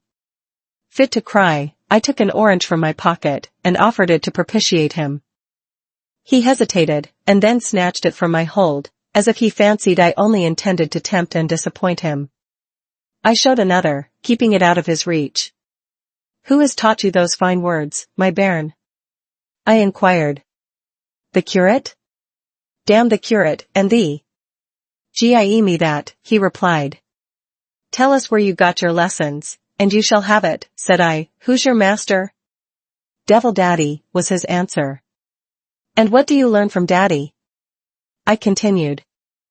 He jumped at the fruit, I raised it higher. What does he teach you? I asked. Not, said he, but to keep out of his gate. Daddy cannot bide me, because I swear at him. Ah. And the devil teaches you to swear at Daddy? I observed. Nay, he drawled. Who, then? Heathcliff. I asked if he liked Mr. Heathcliff. Aye, he answered again. Desiring to have his reasons for liking him, I could only gather the sentences. I note, he pays Dad back what he gees to me, he curses Daddy for cursing me. He says I mun do as I will. And the curate does not teach you to read and write, then? I pursued. No, I was told the curate should have his teeth dashed down his throat if he stepped over the threshold. Heathcliff had promised that. I put the orange in his hand, and bade him tell his father that a woman called Nellie Dean was waiting to speak with him, by the garden gate. He went up the walk, and entered the house, but, instead of Hindley, Heathcliff appeared on the doorstones, and I turned directly and ran down the road as hard as ever I could race, making no halt till I gained the guidepost, and feeling as scared as if I had raised a goblin. This is not much connected with Miss Isabella's affair, except that it urged me to resolve further on mounting vigilant guard, and doing my utmost to check the spread of such bad influence at the Grange, even though I should wake a domestic storm, by thwarting Mrs. Linton's pleasure. The next time Heathcliff came my young lady chanced to be feeding some pigeons in the court. She had never spoken a word to her sister-in-law for 3 days, but she had likewise dropped her fretful complaining, and we found it a great comfort. Heathcliff had not the habit of bestowing a single unnecessary civility on Miss Linton, I knew. Now, as soon as he beheld her, his first precaution was to take a sweeping survey of the house front. I was standing by the kitchen window, but I drew out of sight. He then stepped across the pavement to her, and said something. She seemed embarrassed, and desirous of getting away. To prevent it, he laid his hand on her arm. She averted her face. He apparently put some question which she had no mind to answer. There was another rapid glance at the house, and supposing himself unseen, the scoundrel had the impudence to embrace her. Judas! Traitor! I ejaculated. You are a hypocrite, too, are you? A deliberate deceiver. Who is, Nellie? Said Catherine's voice at my elbow. I had been over intent on watching the pair outside to mark her entrance. Your worthless friend. I answered, warmly, the sneaking rascal yonder. Ah, he has caught a glimpse of us, he is coming in. I wonder will he have the heart to find a plausible excuse for making love to Miss, when he told you he hated her. Mrs. Linton saw Isabella tear herself free, and run into the garden, and a minute after, Heathcliff opened the door. I couldn't withhold giving some loose to my indignation, but Catherine angrily insisted on silence, and threatened to order me out of the kitchen, if I dared to be so presumptuous as to put in my insolent tongue. To hear you, people might think you were the mistress, she cried. You want setting down in your right place. Heathcliff, what are you about, raising this stir? I said you must let Isabella alone, I beg you will, unless you are tired of being received here, and wish Linton to draw the bolts against you. God forbid that he should try, answered the black villain. I detested him just then. God keep him meek and patient. Every day I grow madder after sending him to heaven. Hush, said Catherine, shutting the inner door. Don't vex me. Why have you disregarded my request? Did she come across you on purpose? What is it to you? He growled. I have a right to kiss her, if she chooses, and you have no right to object. I am not your husband, you needn't be jealous of me. I'm not jealous of you, replied the mistress, I'm jealous for you. Clear your face, you shan't scowl at me. If you like Isabella, you shall marry her. But do you like her? Tell the truth, Heathcliff.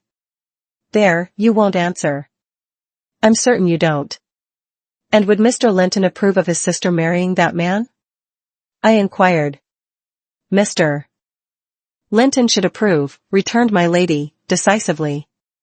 He might spare himself the trouble, said Heathcliff, I could do as well without his approbation. And as to you, Catherine, I have a mind to speak a few words now, while we are at it. I want you to be aware that I know you have treated me infernally. Do you hear?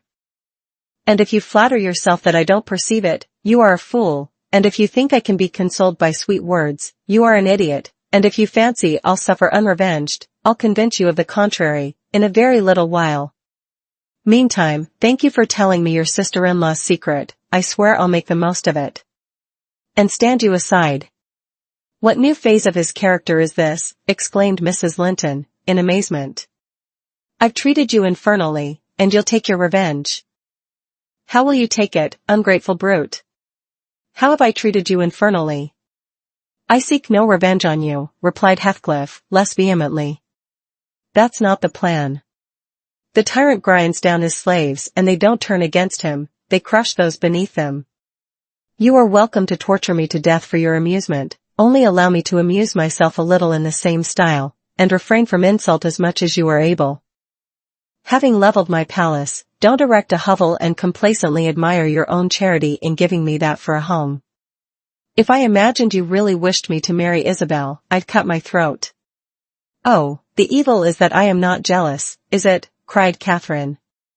Well, I won't repeat my offer of a wife, it is as bad as offering Satan a lost soul. Your bliss lies, like his, in inflicting misery. You prove it. Edgar is restored from the ill temper he gave way to at your coming, I begin to be secure and tranquil, and you, restless to know us at peace, appear resolved on exciting a quarrel. Quarrel with Edgar, if you please, Heathcliff, and deceive his sister, you'll hit on exactly the most efficient method of revenging yourself on me. The conversation ceased. Mrs. Linton sat down by the fire, flushed and gloomy. The spirit which served her was growing intractable, she could neither lay nor control it. He stood on the hearth with folded arms, brooding on his evil thoughts, and in this position I left them to seek the master, who was wondering what kept Catherine below so long. Ellen, said he, when I entered, have you seen your mistress? Yes, she's in the kitchen, sir, I answered. She's sadly put out by Mr. Heathcliff's behavior, and, indeed, I do think it's time to arrange his visits on another footing. There's harm in being too soft, and now it's come to this. And I related the scene in the court, and, as near as I dared, the whole subsequent dispute. I fancied it could not be very prejudicial to Mrs. Linton, unless she made it so afterwards, by assuming the defensive for her guest. Edgar Linton had difficulty in hearing me to the close. His first words revealed that he did not clear his wife of blame. "This is insufferable," he exclaimed. "It is disgraceful that she should own him for a friend, and force his company on me. Call me 2 men out of the hall, Ellen. Catherine shall linger no longer to argue with the low ruffian, I have humored her enough." He descended, and bidding the servants wait in the passage, went, followed by me, to the kitchen. Its occupants had recommenced their angry discussion. Mrs. Linton, at least, was scolding with renewed vigor. Heathcliff had moved to the window, and hung his head, somewhat cowed by her violent rating apparently. He saw the master first, and made a hasty motion that she should be silent, which she obeyed, abruptly, on discovering the reason of his intimation. "How is this?" said Linton, addressing her. "What notion of propriety must you have to remain here, after the language which has been held to you by that blackguard? I suppose, because it is his ordinary talk you think nothing of it, you are habituated to his baseness, and, perhaps, imagine I can get used to it too." "Have you been listening at the door, Edgar?" asked the mistress, in a tone particularly calculated to provoke her husband, implying both carelessness and contempt of his irritation. Heathcliff, who had raised his eyes at the former speech, gave a sneering laugh at the latter, on purpose, it seemed, to draw Mr. Linton's attention to him. He succeeded, but Edgar did not mean to entertain him with any high flights of passion. "I've been so far forbearing with you, sir," he said quietly, "not that I was ignorant of your miserable, degraded character, but I felt you were only partly responsible for that, and Catherine wishing to keep up your acquaintance, I acquiesced, foolishly. Your presence is a moral poison that would contaminate the most virtuous. For that cause, and to prevent worse consequences, I shall deny you hereafter admission into this house, and give notice now that I require your instant departure. 3 minutes' delay will render it involuntary and ignominious." Heathcliff measured the height and breadth of the speaker with an eye full of derision. "Cathy, this lamb of yours threatens like a bull," he said. "It is in danger of splitting its skull against my knuckles. By God! Mr. Linton, I'm mortally sorry that you are not worth knocking down." My master glanced towards the passage, and signed me to fetch the men. He had no intention of hazarding a personal encounter. I obeyed the hint, but Mrs. Linton, suspecting something, followed, and when I attempted to call them, she pulled me back, slammed the door to, and locked it. "Fair means," she said, in answer to her husband's look of angry surprise. "If you have not courage to attack him, make an apology, or allow yourself to be beaten. It will correct you of feigning more valor than you possess. No, I'll swallow the key before you shall get it. I'm delightfully rewarded for my kindness to each. After constant indulgence of one's weak nature, and the other's bad one, I earn for thanks 2 samples of blind ingratitude, stupid to absurdity. Edgar, I was defending you and yours, and I wish Heathcliff may flog you sick, for daring to think an evil thought of me." It did not need the medium of a flogging to produce that effect on the master. He tried to wrest the key from Catherine's grasp, and for safety she flung it into the hottest part of the fire, whereupon Mr. Edgar was taken with a nervous trembling, and his countenance grew deadly pale. For his life he could not avert that excess of emotion, mingled anguish and humiliation overcame him completely. He leant on the back of a chair, and covered his face. "Oh, heavens! In old days this would win you knighthood," exclaimed Mrs. Linton. "We are vanquished. We are vanquished. Heathcliff would as soon lift a finger at you as the king would march his army against a colony of mice. Cheer up. You shan't be hurt. Your type is not a lamb, it's a sucking leveret." "I wish you joy of the milk-blooded coward, Cathy," said her friend. "I compliment you on your taste. And that is the slavering, shivering thing you preferred to me. I would not strike him with my fist, but I'd kick him with my foot, and experience considerable satisfaction. Is he weeping, or is he going to faint for fear?" The fellow approached and gave the chair on which Linton rested a push.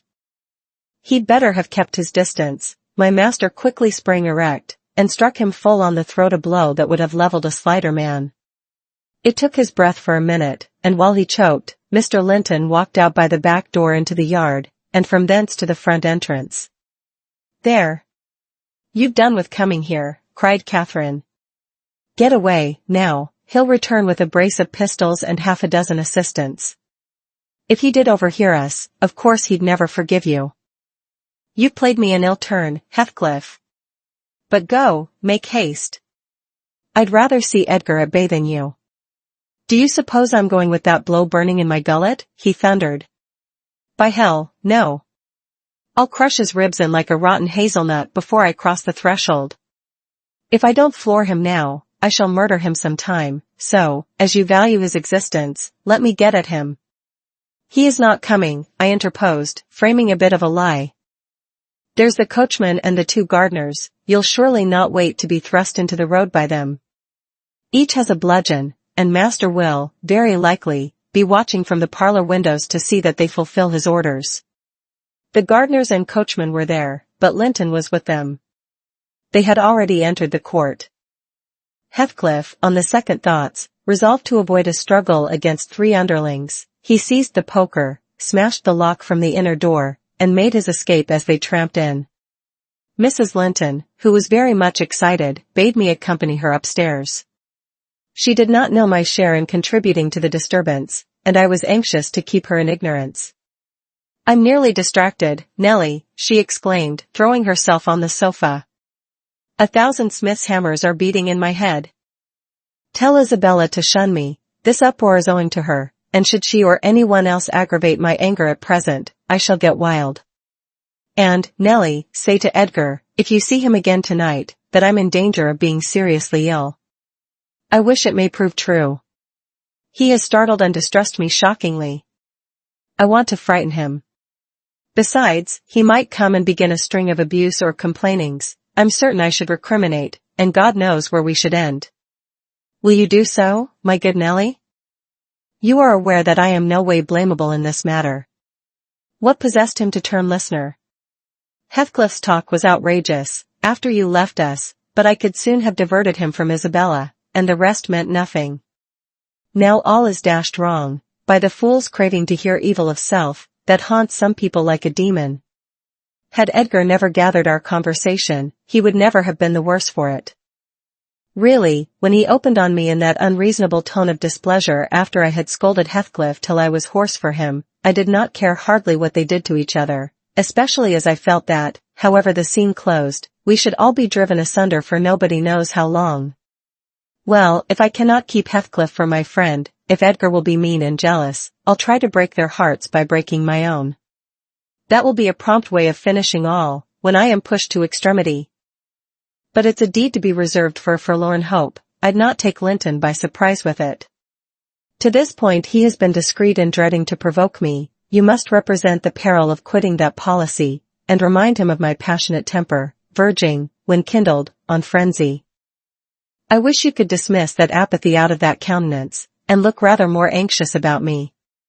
The stolidity with which I received these instructions was, no doubt, rather exasperating, for they were delivered in perfect sincerity, but I believed a person who could plan the turning of her fits of passion to account, beforehand, might, by exerting her will, manage to control herself tolerably, even while under their influence, and I did not wish to frighten her husband, as she said, and multiply his annoyances for the purpose of serving her selfishness. Therefore I said nothing when I met the master coming towards the parlor, but I took the liberty of turning back to listen whether they would resume their quarrel together. He began to speak first. Remain where you are, Catherine, he said, without any anger in his voice, but with much sorrowful despondency. I shall not stay. I am neither come to wrangle nor be reconciled, but I wish just to learn whether, after this evening's events, you intend to continue your intimacy with. Oh, for mercy's sake, interrupted the mistress, stamping her foot, for mercy's sake, let us hear no more of it now. Your cold blood cannot be worked into a fever, your veins are full of ice water, but mine are boiling, and the sight of such chillness makes them dance. To get rid of me, answer my question, persevered Mr. Linton. You must answer it, and that violence does not alarm me. I have found that you can be as stoical as anyone, when you please. Will you give up Heathcliff hereafter, or will you give up me? It is impossible for you to be my friend and his at the same time, and I absolutely require to know which you choose. I require to be let alone, exclaimed Catherine, furiously. I demand it. Don't you see I can scarcely stand? Edgar, you leave me. She rang the bell till it broke with a twang. I entered leisurely. It was enough to try the temper of a saint, such senseless, wicked rages. There she lay dashing her head against the arm of the sofa, and grinding her teeth, so that you might fancy she would crash them to splinters. Mr. Linton stood looking at her in sudden compunction and fear. He told me to fetch some water. She had no breath for speaking. I brought a glass full, and as she would not drink, I sprinkled it on her face. In a few seconds she stretched herself out stiff, and turned up her eyes, while her cheeks, at once blanched and livid, assumed the aspect of death. Linton looked terrified. "There is nothing in the world the matter," I whispered. I did not want him to yield, though I could not help being afraid in my heart. "She has blood on her lips," he said, shuddering. "Never mind," I answered, tartly. And I told him how she had resolved, previous to his coming, on exhibiting a fit of frenzy. I incautiously gave the account aloud, and she heard me, for she started up, her hair flying over her shoulders, her eyes flashing, the muscles of her neck and arms standing out preternaturally. I made up my mind for broken bones, at least, but she only glared about her for an instant, and then rushed from the room. The master directed me to follow. I did, to her chamber door. She hindered me from going further by securing it against me. As she never offered to descend to breakfast next morning, I went to ask whether she would have some carried up. "No," she replied, peremptorily. The same question was repeated at dinner and tea, and again on the morrow after, and received the same answer. Mr. Linton, on his part, spent his time in the library, and did not inquire concerning his wife's occupations. Isabella and he had had an hour's interview, during which he tried to elicit from her some sentiment of proper horror for Heathcliff's advances, but he could make nothing of her evasive replies, and was obliged to close the examination unsatisfactorily, adding, however, a solemn warning, that if she were so insane as to encourage that worthless suitor, it would dissolve all bonds of relationship between herself and him. Chapter 12. While Miss Linton moped about the park and garden, always silent, and almost always in tears, and her brother shut himself up among books that he never opened, wearying, I guessed, with a continual vague expectation that Catherine, repenting her conduct, would come of her own accord to ask pardon, and seek a reconciliation, and she fasted pertinaciously, under the idea, probably, that at every meal Edgar was ready to choke for her absence, and pride alone held him from running to cast himself at her feet. I went about my household duties, convinced that the Grange had but one sensible soul in its walls, and that lodged in my body. I wasted no condolences on Miss, nor any expostulations on my mistress, nor did I pay much attention to the sighs of my master, who yearned to hear his lady's name, since he might not hear her voice. I determined they should come about as they pleased for me, and though it was a tiresomely slow process, I began to rejoice at length in a faint dawn of its progress, as I thought at first. Mrs. Linton, on the third day, unbarred her door, and having finished the water in her pitcher and decanter, desired a renewed supply, and a basin of gruel, for she believed she was dying. That I set down as a speech meant for Edgar's ears. I believed no such thing, so I kept it to myself and brought her some tea and dry toast.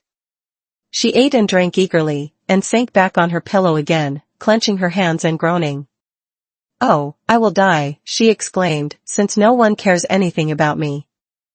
I wish I had not taken that." Then a good while after I heard her murmur, "No, I'll not die, he'd be glad, he does not love me at all, he would never miss me." "Did you want anything, ma'am?" I inquired, still preserving my external composure, in spite of her ghastly countenance and strange, exaggerated manner. "What is that apathetic being doing?" she demanded, pushing the thick entangled locks from her wasted face. "Has he fallen into a lethargy, or is he dead?" "Neither," replied I, "if you mean Mr. Linton. He's tolerably well, I think, though his studies occupy him rather more than they ought. He is continually among his books, since he has no other society." I should not have spoken so if I had known her true condition, but I could not get rid of the notion that she acted a part of her disorder. "Among his books," she cried, confounded. "And I dying? I on the brink of the grave? My God! Does he know how I'm altered?" continued she, staring at her reflection in a mirror hanging against the opposite wall.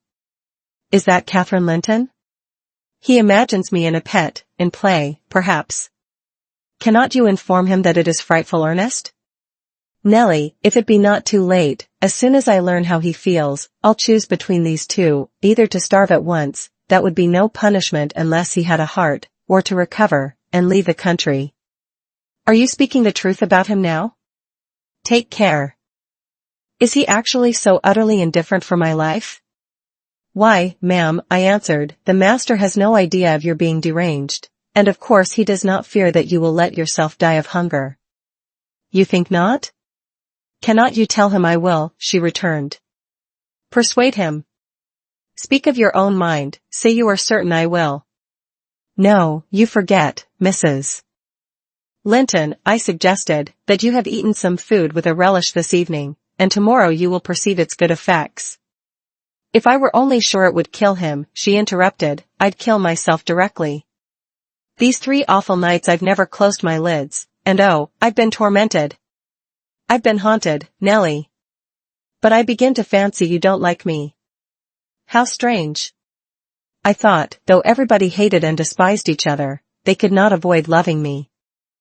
And they have all turned to enemies in a few hours. They have, I'm positive, the people here. How dreary to meet death, surrounded by their cold faces. Isabella, terrified and repelled, afraid to enter the room, it would be so dreadful to watch Catherine go. And Edgar standing solemnly by to see it over, then offering prayers of thanks to God for restoring peace to his house, and going back to his books. What in the name of all that feels has he to do with books, when I am dying? She could not bear the notion which I had put into her head of Mr. Linton's philosophical resignation. Tossing about, she increased her feverish bewilderment to madness, and tore the pillow with her teeth, then raising herself up all burning, desired that I would open the window. We were in the middle of winter, the wind blew strong from the northeast, and I objected. Both the expressions flitting over her face, and the changes of her moods, began to alarm me terribly, and brought to my recollection her former illness, and the doctor's injunction that she should not be crossed. A minute previously she was violent, now, supported on one arm, and not noticing my refusal to obey her, she seemed to find childish diversion in pulling the feathers from the rents she had just made, and ranging them on the sheet according to their different species. Her mind had strayed to other associations. That's a turkey's, she murmured to herself, and this is a wild duck's, and this is a pigeon's. Ah, they put pigeons' feathers in the pillows, no wonder I couldn't die. Let me take care to throw it on the floor when I lie down. And here is a moorcock's, and this, I should know it among 1,000, it's a lapwing's. Bonny bird, wheeling over our heads in the middle of a moor. It wanted to get to its nest, for the clouds had touched the swells, and it felt rain coming. This feather was picked up from the heath, the bird was not shot, we saw its nest in the winter, full of little skeletons. Heathcliff set a trap over it, and the old ones dared not come. I made him promise he'd never shoot a lapwing after that, and he didn't. Yes, here are more. Did he shoot my lapwings, Nelly? Are they red, any of them? Let me look. Give over with that baby work. I interrupted, dragging the pillow away, and turning the holes towards the mattress, for she was removing its contents by handfuls. Lie down and shut your eyes, you're wandering. There's a mess. The down is flying about like snow. I went here and they're collecting it. I see in you, Nelly, she continued dreamily, an aged woman, you have grey hair and bent shoulders. This bed is the fairy cave under Penistone Crags, and you are gathering elf bolts to hurt our heifers, pretending, while I am near, that they are only locks of wool. That's what you'll come to 50 years hence, I know you are not so now. I'm not wandering, you're mistaken, or else I should believe you really were that withered hag, and I should think I was under Penistone Crags, and I'm conscious it's night, and there are 2 candles on the table making the black press shine like jet. The black press? Where is that? I asked. You are talking in your sleep. It's against the wall, as it always is, she replied. It does appear odd, I see a face in it. There's no press in the room, and never was, said I, resuming my seat, and looping up the curtain that I might watch her. "Don't you see that face?" she inquired, gazing earnestly at the mirror. And say what I could, I was incapable of making her comprehend it to be her own, so I rose and covered it with a shawl. "It's behind there still," she pursued, anxiously. And it stirred. "Who is it? I hope it will not come out when you are gone." "Oh. Nellie, the room is haunted. I'm afraid of being alone." I took her hand in mine, and bid her be composed, for a succession of shudders convulsed her frame, and she would keep straining her gaze towards the glass. "There's nobody here," I insisted. "It was yourself, Mrs. Linton, you knew it a while since." "Myself," she gasped, "and the clock is striking 12. "It's true, then." "That's dreadful." Her fingers clutched the clothes, and gathered them over her eyes. I attempted to steal to the door with an intention of calling her husband, but I was summoned back by a piercing shriek. The shawl had dropped from the frame. "Why, what is the matter?" cried I. "Who is coward now? Wake up. That is the glass, the mirror, Mrs. Linton, and you see yourself in it, and there am I too by your side." Trembling and bewildered, she held me fast, but the horror gradually passed from her countenance. Its paleness gave place to a glow of shame. "Oh, dear. I thought I was at home," she sighed. "I thought I was lying in my chamber at Wuthering Heights. Because I'm weak, my brain got confused, and I screamed unconsciously. Don't say anything, but stay with me. I dread sleeping, my dreams appall me." "A sound sleep would do you good, ma'am," I answered, "and I hope this suffering will prevent your trying starving again." "Oh, if I were but in my own bed in the old house," she went on bitterly, wringing her hands. "And that wind sounding in the firs by the lattice. Do let me feel it, it comes straight down the moor, do let me have one breath." To pacify her I held the casement ajar a few seconds. A cold blast rushed through, I closed it, and returned to my post. She lay still now, her face bathed in tears. Exhaustion of body had entirely subdued her spirit. Our fiery Catherine was no better than a wailing child. "How long is it since I shut myself in here?" she asked, suddenly reviving. "It was Monday evening," I replied, "and this is Thursday night, or rather Friday morning, at present." "What? Of the same week?" she exclaimed. "Only that brief time?" "Long enough to live on nothing but cold water and ill temper," observed I. "Well, it seems a weary number of hours," she muttered doubtfully. "It must be more. I remember being in the parlor after they had quarreled, and Edgar being cruelly provoking, and me running into this room desperate. As soon as ever I had barred the door, utter blackness overwhelmed me, and I fell on the floor. I couldn't explain to Edgar how certain I felt of having a fit, or going raging mad, if he persisted in teasing me. I had no command of tongue, or brain, and he did not guess my agony. Perhaps, it barely left me sense to try to escape from him and his voice. Before I recovered sufficiently to see and hear, it began to be dawn, and, Nellie, I'll tell you what I thought, and what has kept recurring and recurring till I feared for my reason. I thought as I lay there, with my head against that table leg, and my eyes dimly discerning the grey square of the window, that I was enclosed in the oak-panelled bed at home, and my heart ached with some great grief which, just waking, I could not recollect. I pondered, and worried myself to discover what it could be, and, most strangely, the whole last 7 years of my life grew a blank. I did not recall that they had been at all.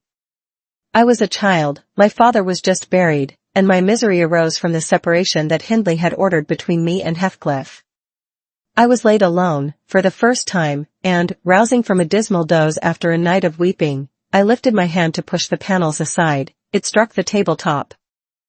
I swept it along the carpet, and then memory burst in. My late anguish was swallowed in a paroxysm of despair. I cannot say why I felt so wildly wretched. It must have been temporary derangement, for there is scarcely cause. But, supposing at 12 years old I had been wrenched from the heights, and every early association, and my all in all, as Heathcliff was at that time, and been converted at a stroke into Mrs. Linton, the lady of Thrushcross Grange, and the wife of a stranger, an exile, and outcast, thenceforth, from what had been my world. You may fancy a glimpse of the abyss where I grovelled. Shake your head as you will, Nellie, you have helped to unsettle me. You should have spoken to Edgar, indeed you should, and compelled him to leave me quiet. Oh, I'm burning. I wish I were out of doors. I wish I were a girl again, half savage and hardy, and free, and laughing at injuries, not maddening under them. Why am I so changed? Why does my blood rush into a hell of tumult at a few words? I'm sure I should be myself were I once among the heather on those hills. Open the window again wide, fasten it open. Quick, why don't you move? Because I won't give you your death of cold, I answered. You won't give me a chance of life, you mean, she said sullenly. However, I'm not helpless yet, I'll open it myself. And sliding from the bed before I could hinder her, she crossed the room, walking very uncertainly, threw it back, and bent out, careless of the frosty air that cut about her shoulders as keen as a knife. I entreated, and finally attempted to force her to retire. But I soon found her delirious strength much surpassed mine. She was delirious, I became convinced by her subsequent actions and ravings. There was no moon, and everything beneath lay in misty darkness, not a light gleamed from any house, far or near, all had been extinguished long ago, and those at Wuthering Heights were never visible, still she asserted she caught their shining. Look, she cried eagerly, that's my room with the candle in it, and the tree swaying before it, and the other candle is in Joseph's garret. Joseph sits up late, doesn't he? He's waiting till I come home that he may lock the gate. Well, he'll wait a while yet.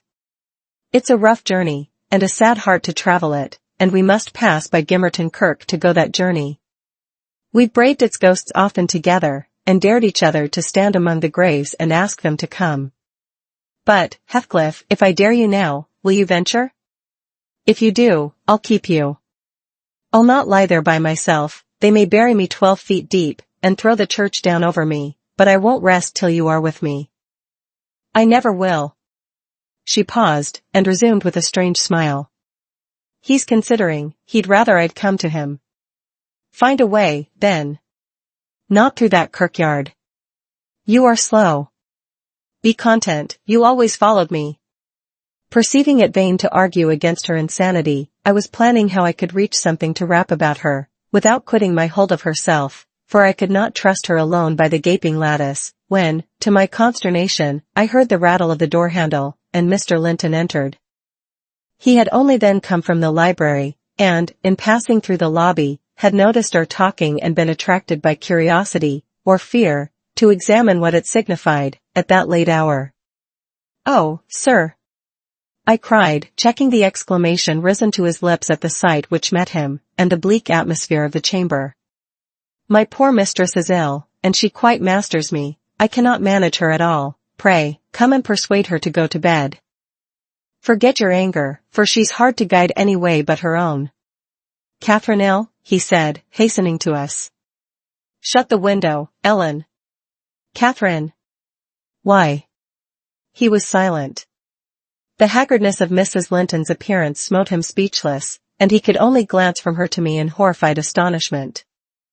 She's been fretting here, I continued, and eating scarcely anything, and never complaining. She would admit none of us till this evening, and so we couldn't inform you of her state, as we were not aware of it ourselves, but it is nothing. I felt I uttered my explanations awkwardly. The master frowned. It is nothing, is it, Ellen Dean? He said sternly. You shall account more clearly for keeping me ignorant of this. And he took his wife in his arms, and looked at her with anguish. At first she gave him no glance of recognition, he was invisible to her abstracted gaze. The delirium was not fixed, however, having weaned her eyes from contemplating the outer darkness, by degrees she centered her attention on him, and discovered who it was that held her. Ah! You are come, are you, Edgar Linton? She said, with angry animation. You are one of those things that are ever found when least wanted, and when you are wanted, never. I suppose we shall have plenty of lamentations now. I see we shall, but they can't keep me from my narrow home out yonder, my resting place, where I'm bound before spring is over. There it is, not among the Lintons, mind, under the chapel roof, but in the open air, with a headstone, and you may please yourself whether you go to them or come to me. Catherine, what have you done? Commenced the master. Am I nothing to you any more? Do you love that wretch Heath? Hush, cried Mrs. Linton. Hush, this moment. You mention that name and I end the matter instantly by a spring from the window. What you touch at present you may have, but my soul will be on that hilltop before you lay hands on me again. I don't want you, Edgar, I'm past wanting you. Return to your books. I'm glad you possess a consolation, for all you had in me is gone. Her mind wanders, sir, I interposed. She has been talking nonsense the whole evening, but let her have quiet, and proper attendance, and she'll rally. Hereafter, we must be cautious how we vex her. I desire no further advice from you, answered Mr. Linton. You knew your mistress's nature, and you encouraged me to harass her. And not to give me one hint of how she has been these 3 days. It was heartless. Months of sickness could not cause such a change. I began to defend myself, thinking it too bad to be blamed for another's wicked waywardness. I knew Mrs. Linton's nature to be headstrong and domineering, cried I, but I didn't know that you wished to foster her fierce temper. I didn't know that, to humor her, I should wink at Mr. Heathcliff. I performed the duty of a faithful servant in telling you, and I have got a faithful servant's wages. Well, it will teach me to be careful next time. Next time you may gather intelligence for yourself. The next time you bring a tale to me you shall quit my service, Ellen Dean, he replied. You'd rather hear nothing about it, I suppose, then, Mr. Linton, said I. Heathcliff has your permission to come according to Miss, and to drop in at every opportunity your absence offers, on purpose to poison the mistress against you? Confused as Catherine was, her wits were alert at applying our conversation. Ah! Nellie has played traitor, she exclaimed, passionately. Nellie is my hidden enemy. You witch! So you do seek elf bolts to hurt us. Let me go, and I'll make her rue. I'll make her howl a recantation. A maniac's fury kindled under her brows, she struggled desperately to disengage herself from Linton's arms. I felt no inclination to tarry the event, and, resolving to seek medical aid on my own responsibility, I quitted the chamber. In passing the garden to reach the road, at a place where a bridle hook is driven into the wall, I saw something white moved irregularly, evidently by another agent than the wind. Notwithstanding my hurry, I stayed to examine it, lest ever after I should have the conviction impressed on my imagination that it was a creature of the other world. My surprise and perplexity were great on discovering, by touch more than vision, Miss Isabella Springer, Fanny, suspended by a handkerchief, and nearly at its last gasp. I quickly released the animal, and lifted it into the garden. I had seen it follow its mistress upstairs when she went to bed, and wondered much how it could have got out there, and what mischievous person had treated it so.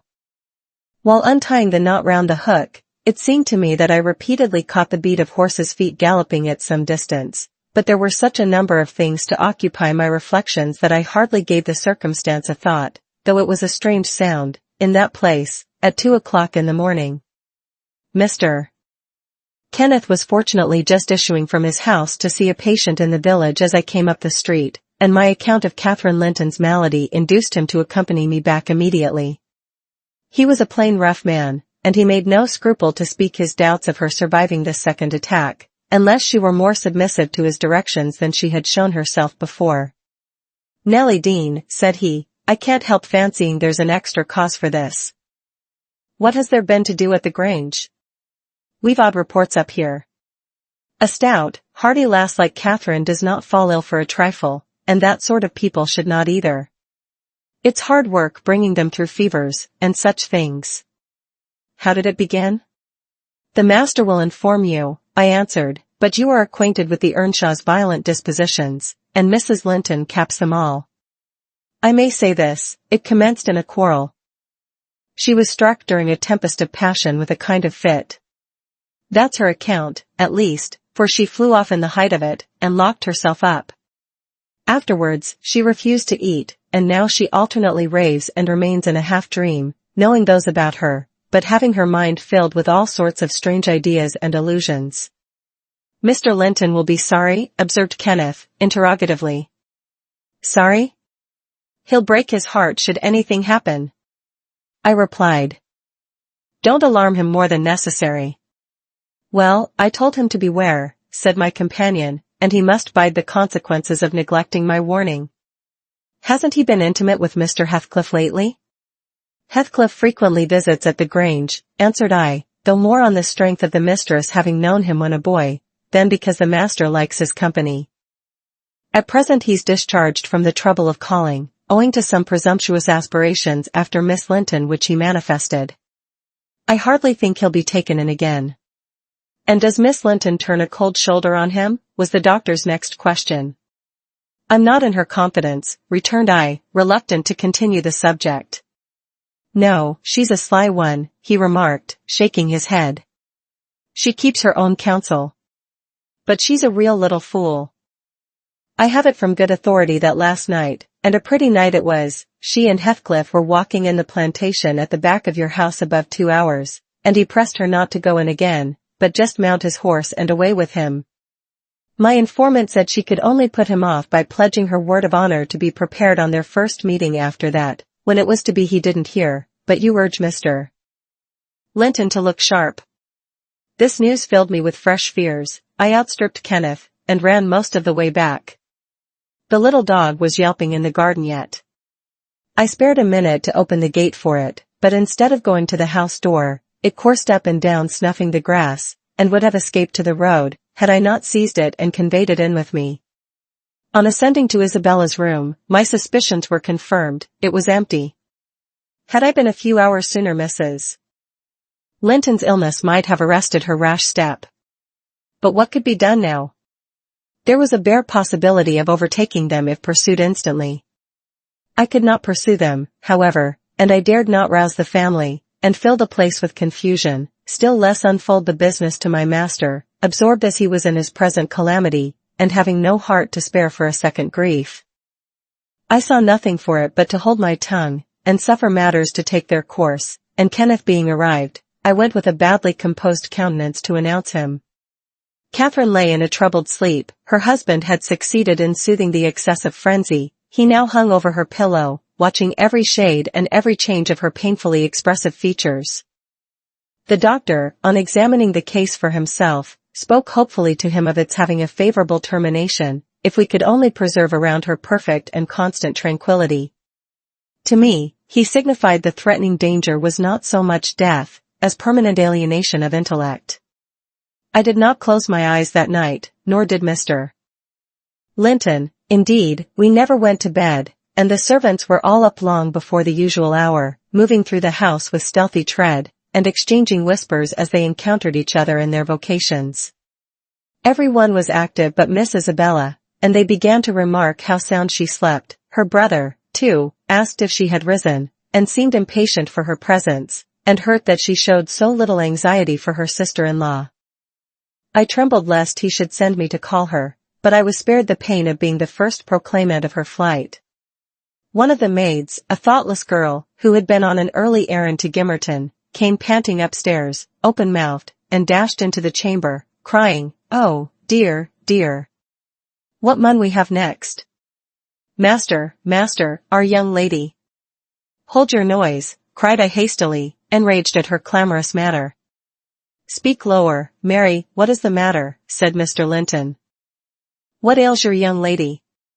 She's gone, she's gone. "Yon Heathcliff's run off wi' her," gasped the girl. "That is not true," exclaimed Linton, rising in agitation. "It cannot be. How has the idea entered your head?" "Ellen Dean, go and seek her." "It is incredible, it cannot be." As he spoke he took the servant to the door, and then repeated his demand to know her reasons for such an assertion. "Why, I met on the road a lad that fetches milk here," she stammered, and he asked whether we weren't in trouble at the Grange. I thought he meant for Mrs.'s sickness, so I answered, yes. Then says he, "There's somebody gone after I guess?" I stared. He saw I knew not about it, and he told how a gentleman and lady had stopped to have a horse's shoe fastened at a blacksmith's shop, 2 miles out of Gimmerton, not very long after midnight. And how the blacksmith's lass had got up to spy who they were, she knew them both directly. and she noticed the man, Heathcliff it was, she felt certain, not dy could mistake him, besides, put a sovereign in her father's hand for payment.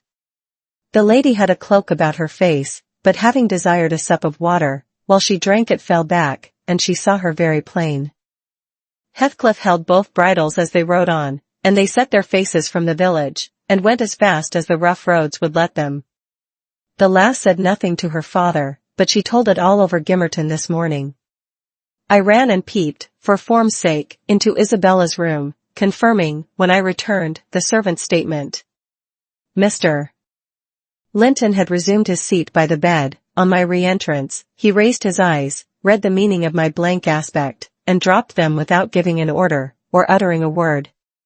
Are we to try any measures for overtaking and bringing her back? I inquired. How should we do? She went of her own accord, answered the master. She had a right to go if she pleased. Trouble me no more about her.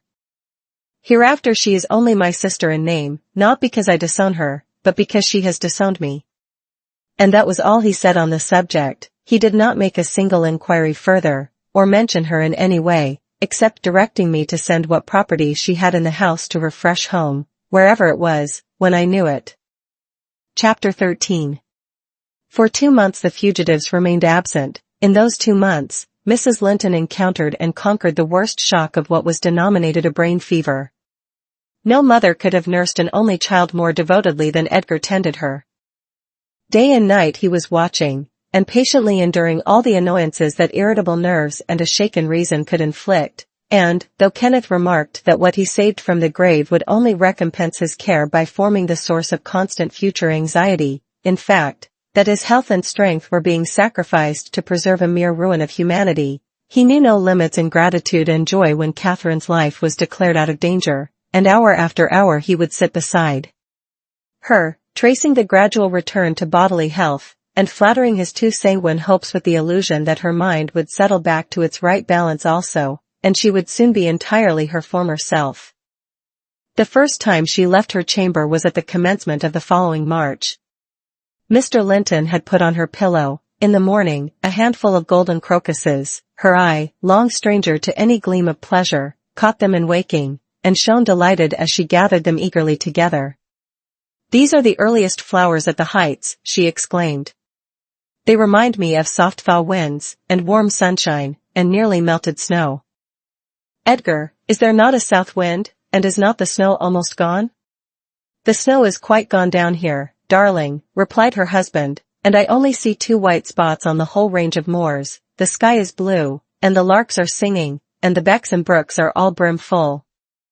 Catherine, last spring at this time, I was longing to have you under this roof. Now, I wish you were a mile or 2 up those hills. The air blows so sweetly, I feel that it would cure you. I shall never be there but once more, said the invalid, and then you'll leave me, and I shall remain forever. Next spring you'll long again to have me under this roof, and you'll look back and think you were happy today. Linton lavished on her the kindest caresses, and tried to cheer her by the fondest words, but, vaguely regarding the flowers, she let the tears collect on her lashes and stream down her cheeks unheeding.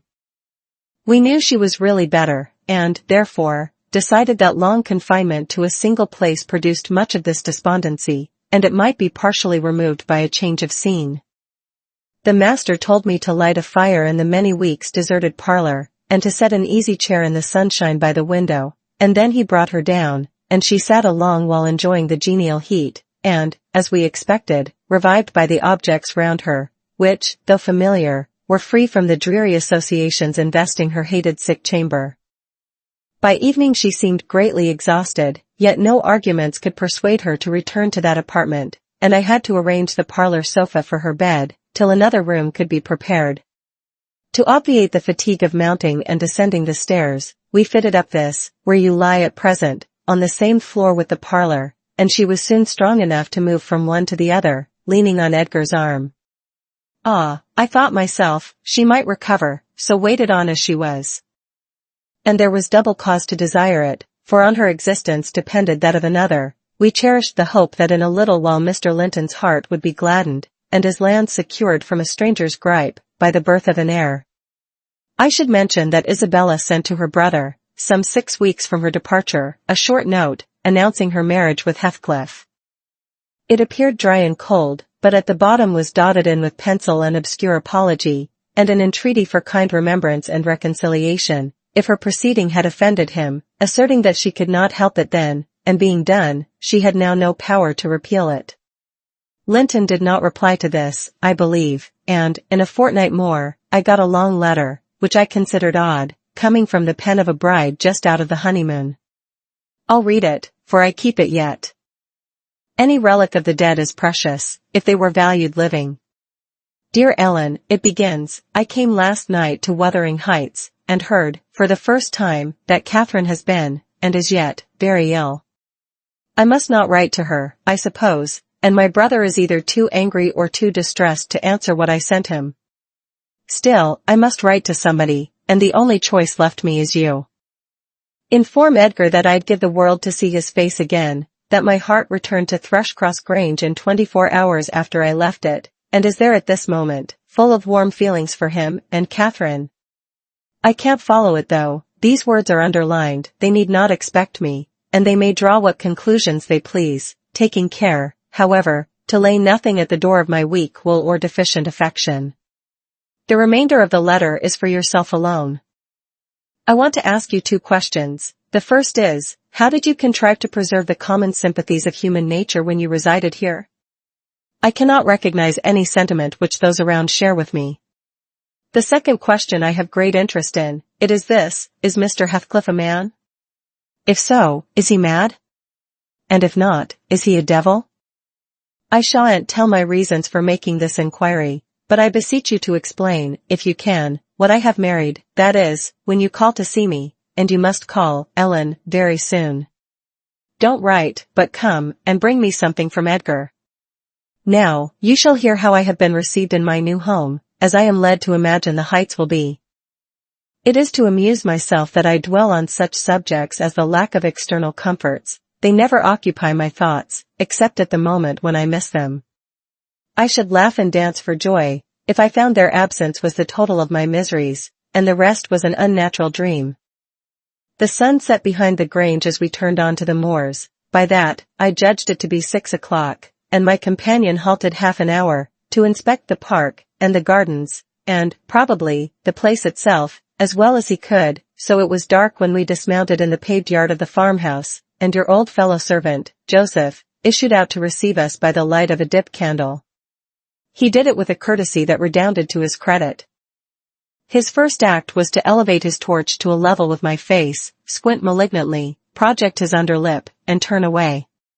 Then he took the 2 horses, and led them into the stables, reappearing for the purpose of locking the outer gate, as if we lived in an ancient castle.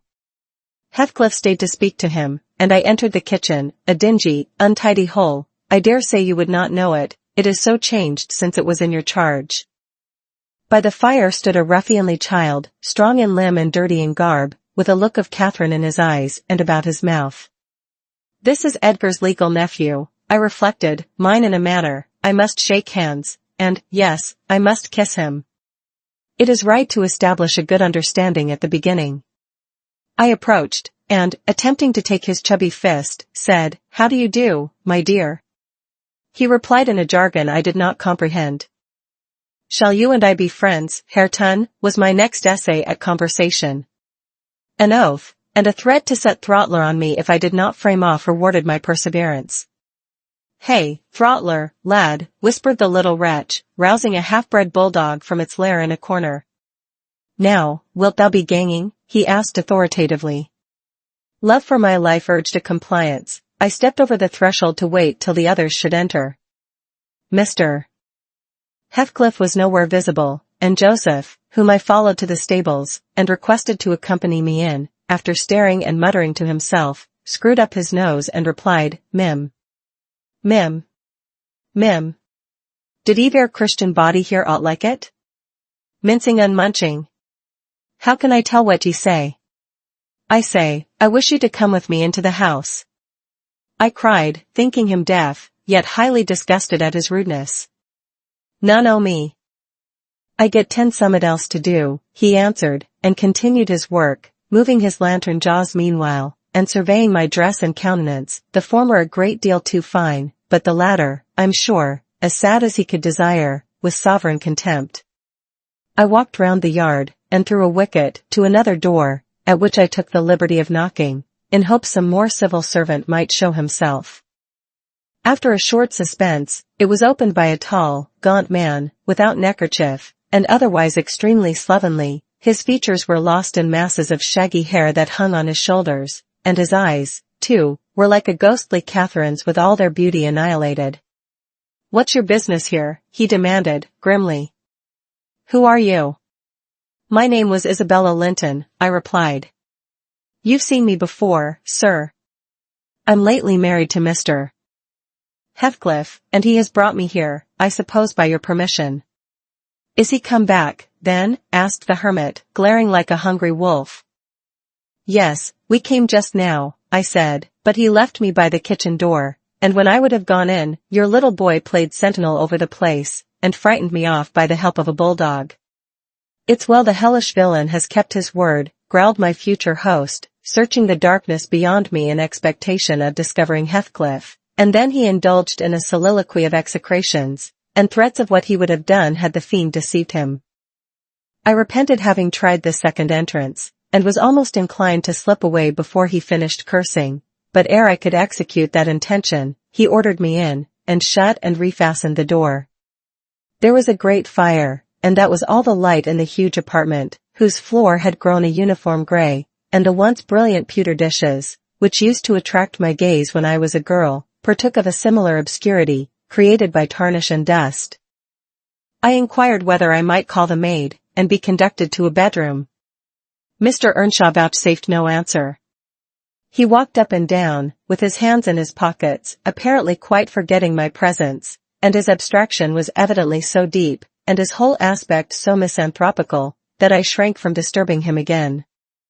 You'll not be surprised, Ellen, at my feeling particularly cheerless, seated in worse than solitude on that inhospitable hearth, and remembering that 4 miles distant lay my delightful home, containing the only people I loved on earth, and there might as well be the Atlantic to part us. Instead of those 4 miles, I could not overpass them. I questioned with myself, where must I turn for comfort? And, mind you don't tell Edgar, or Catherine, above every sorrow beside, this rose preeminent, despair at finding nobody who could or would be my ally against Heathcliff. I had sought shelter at Wuthering Heights, almost gladly, because I was secured by that arrangement from living alone with him, but he knew the people we were coming amongst, and he did not fear their intermeddling. I sat and thought a doleful time. The clock struck 8 and 9, and still my companion paced to and fro, his head bent on his breast, and perfectly silent, unless a groan or a bitter ejaculation forced itself out at intervals. I listened to detect a woman's voice in the house, and filled the interim with wild regrets and dismal anticipations, which, at last, spoke audibly in irrepressible sighing and weeping. I was not aware how openly I grieved, till Earnshaw halted opposite, in his measured walk, and gave me a stare of newly awakened surprise. Taking advantage of his recovered attention, I exclaimed, I'm tired with my journey, and I want to go to bed. Where is the maidservant? Direct me to her, as she won't come to me. We have none, he answered, you must wait on yourself. Where must I sleep, then? I sobbed. I was beyond regarding self-respect, weighed down by fatigue and wretchedness. Joseph will show you Heathcliff's chamber, said he. Open that door, he's in there. I was going to obey, but he suddenly arrested me, and added in the strangest tone, be so good as to turn your lock, and draw your bolt, don't omit it. Well, I said. But why, Mr. Earnshaw? I did not relish the notion of deliberately fastening myself in with Heathcliff. Look here, he replied, pulling from his waistcoat a curiously constructed pistol, having a double-edged spring knife attached to the barrel. That's a great tempter to a desperate man, is it not? I cannot resist going up with this every night, and trying his door. If once I find it open he's done for. I do it invariably, even though the minute before I have been recalling 100 reasons that should make me refrain. It is some devil that urges me to thwart my own schemes by killing him. You fight against that devil for love as long as you may. When the time comes, not all the angels in heaven shall save him. I surveyed the weapon inquisitively. A hideous notion struck me, how powerful I should be possessing such an instrument. I took it from his hand, and touched the blade. He looked astonished at the expression my face assumed during a brief second. It was not horror, it was covetousness. He snatched the pistol back, jealously, shut the knife, and returned it to its concealment. I don't care if you tell him, said he. Put him on his guard, and watch for him. You know the terms we are on, I see, his danger does not shock you. What has Heathcliff done to you? I asked. In what has he wronged you, to warrant this appalling hatred? Wouldn't it be wiser to bid him quit the house? No, thundered Earnshaw, should he offer to leave me, he's a dead man, persuade him to attempt it, and you are a murderess. Am I to lose all, without a chance of retrieval? Is Hareton to be a beggar? Oh, damnation! I will have it back, and I'll have his gold too, and then his blood, and hell shall have his soul. It will be 10 times blacker with that guest than ever it was before. You've acquainted me, Ellen, with your old master's habits. He is clearly on the verge of madness, he was so last night at least. I shuddered to be near him, and thought on the servant's ill-bred moroseness as comparatively agreeable. He now recommenced his moody walk, and I raised the latch, and escaped into the kitchen. Joseph was bending over the fire, peering into a large pan that swung above it, and a wooden bowl of oatmeal stood on the settle close by. The contents of the pan began to boil, and he turned to plunge his hand into the bowl. I conjectured that this preparation was probably for our supper, and, being hungry, I resolved it should be eatable, so, crying out sharply, I'll make the porridge. I removed the vessel out of his reach, and proceeded to take off my hat and riding habit. Mr. Earnshaw, I continued, directs me to wait on myself, I will. I'm not going to act the lady among you, for fear I should starve. Good Lord, he muttered, sitting down, and stroking his ribbed stockings from the knee to the ankle. If there's to be fresh ortherings, just when I get 10 used to 2 maesters, if I mun hev a mistress set o'er my head, it's like time to be flitting. I niver did think to see day that I mud lave old place, but I doubt it's nigh at hand.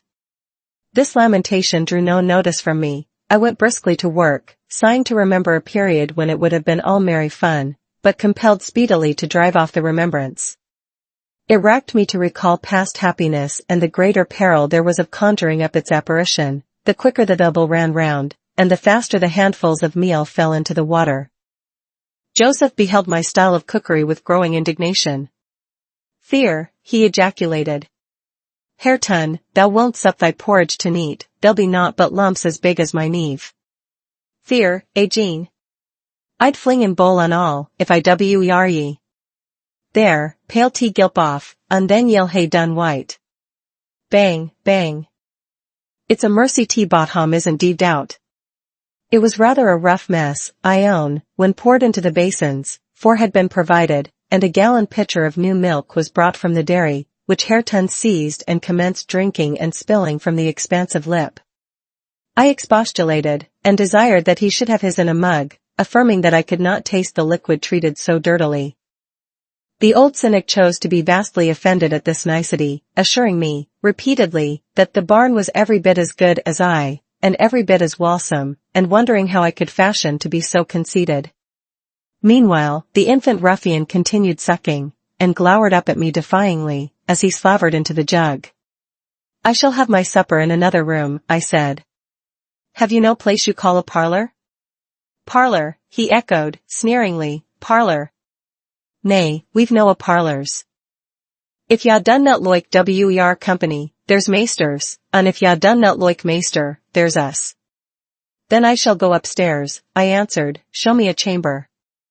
I put my basin on a tray, and went myself to fetch some more milk. With great grumblings, the fellow rose, and preceded me in my ascent. We mounted to the garrets. He opened a door, now and then, to look into the apartments we passed. Here's a rom, he said, at last, flinging back a cranky board on hinges. It's will enough to ate a few porridge in. There's a pack o' corn I teak corner, fear, meterly clane, if you're feared o' mucking your grand silk cloes, spread your handkercher o' tea top on't. The rom was a kind of lumberhole smelling strong of malt and grain, various sacks of which articles were piled around, leaving a wide, bare space in the middle. "Why, man," I exclaimed, facing him angrily, "this is not a place to sleep in. I wish to see my bedroom." "Bedroom," he repeated, in a tone of mockery. "Ja see all te bedrooms there is, yon's mine." He pointed into the second garret, only differing from the first in being more naked about the walls, and having a large, low, curtainless bed, with an indigo-colored quilt, at one end. "What do I want with yours?" I retorted.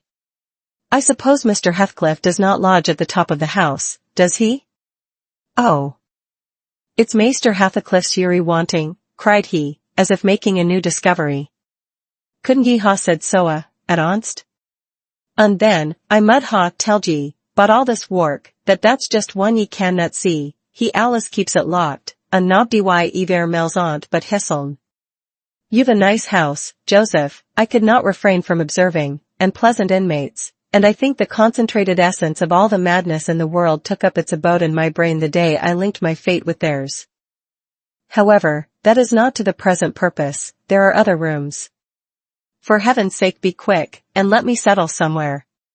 He made no reply to this adjuration, only plodding doggedly down the wooden steps, and halting before an apartment which, from that halt and the superior quality of its furniture, I conjectured to be the best one. There was a carpet, a good one, but the pattern was obliterated by dust, a fireplace hung with cut paper, dropping to pieces, a handsome oak bedstead with ample crimson curtains of rather expensive material and modern make, but they had evidently experienced rough usage. The valances hung in festoons, wrenched from their rings, and the iron rod supporting them was bent in an arc on one side, causing the drapery to trail upon the floor. The chairs were also damaged, many of them severely, and deep indentations deformed the panels of the walls. I was endeavoring to gather resolution for entering and taking possession, when my fool of a guide announced, "This here is tea maesters." My supper by this time was cold, my appetite gone, and my patience exhausted. I insisted on being provided instantly with a place of refuge, and means of repose. "Where the divil," began the religious elder. "The Lord bless us. The Lord forgie us. Where the hell wold ye gang? Ye marred, wearisome nout. Ye've ye seen all but Hareton's bit of a chammer. There's not another hoyle to lig down in ith hawes." I was so vexed, I flung my tray and its contents on the ground, and then seated myself at the stairs head, hid my face in my hands, and cried. "Eck! Eck!" exclaimed Joseph. "Well done, Miss Cathy. Well done, Miss Cathy. Howsiver, tea maester Saul just tumlu ower them brocken pots, and then we's hear summit, we's hear how it's to be. Good for not maddling. Ye desarve pining fro this to Chursmas, flinging tea precious gifts of God under foit I your flaysome rages. But I missed an if ye shoe your spirit lang. Will Heathcliff bide sich bonny ways, think ye? I nobbut wish he may catch ye I that plisky. I nobbut wish he may." And so he went on scolding to his den beneath, taking the candle with him, and I remained in the dark. The period of reflection succeeding this silly action compelled me to admit the necessity of smothering my pride and choking my wrath, and bestirring myself to remove its effects. An unexpected aid presently appeared in the shape of Throttler, whom I now recognized as a son of our old skulker. It had spent its whelphood at the Grange, and was given by my father to Mr. Hindley.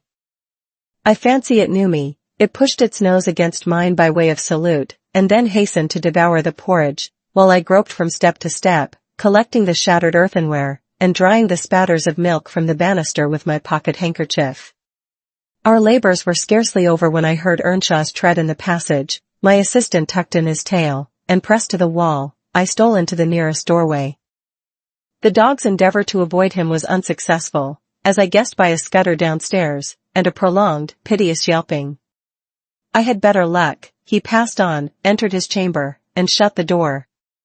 Directly after Joseph came up with Hareton, to put him to bed. I had found shelter in Hareton's room, and the old man, on seeing me, said, "They's rom for both ye and your pride." "Now," I said, "think I the hawes. It's empty, ye may hev it all to yourseln, him as Allah's max a third, I sichel company." Gladly did I take advantage of this intimation, and the minute I flung myself into a chair, by the fire, I nodded, and slept. My slumber was deep and sweet, though over far too soon. Mr. Heathcliff awoke me. He had just come in, and demanded, in his loving manner, what I was doing there. I told him the cause of my staying up so late, that he had the key of our room in his pocket. The adjective "our" gave mortal offense. He swore it was not, nor ever should be, mine, and but I'll not repeat his language, nor describe his habitual conduct. He is ingenious and unresting in seeking to gain my abhorrence. I sometimes wonder at him with an intensity that deadens my fear, yet, I assure you, a tiger or a venomous serpent could not rouse terror in me equal to that which he wakens. He told me of Catherine's illness, and accused my brother of causing it, promising that I should be Edgar's proxy in suffering, till he could get hold of him. I do hate him, I am wretched, I have been a fool. Beware of uttering one breath of this to any one at the Grange. I shall expect you every day, don't disappoint me, Isabella.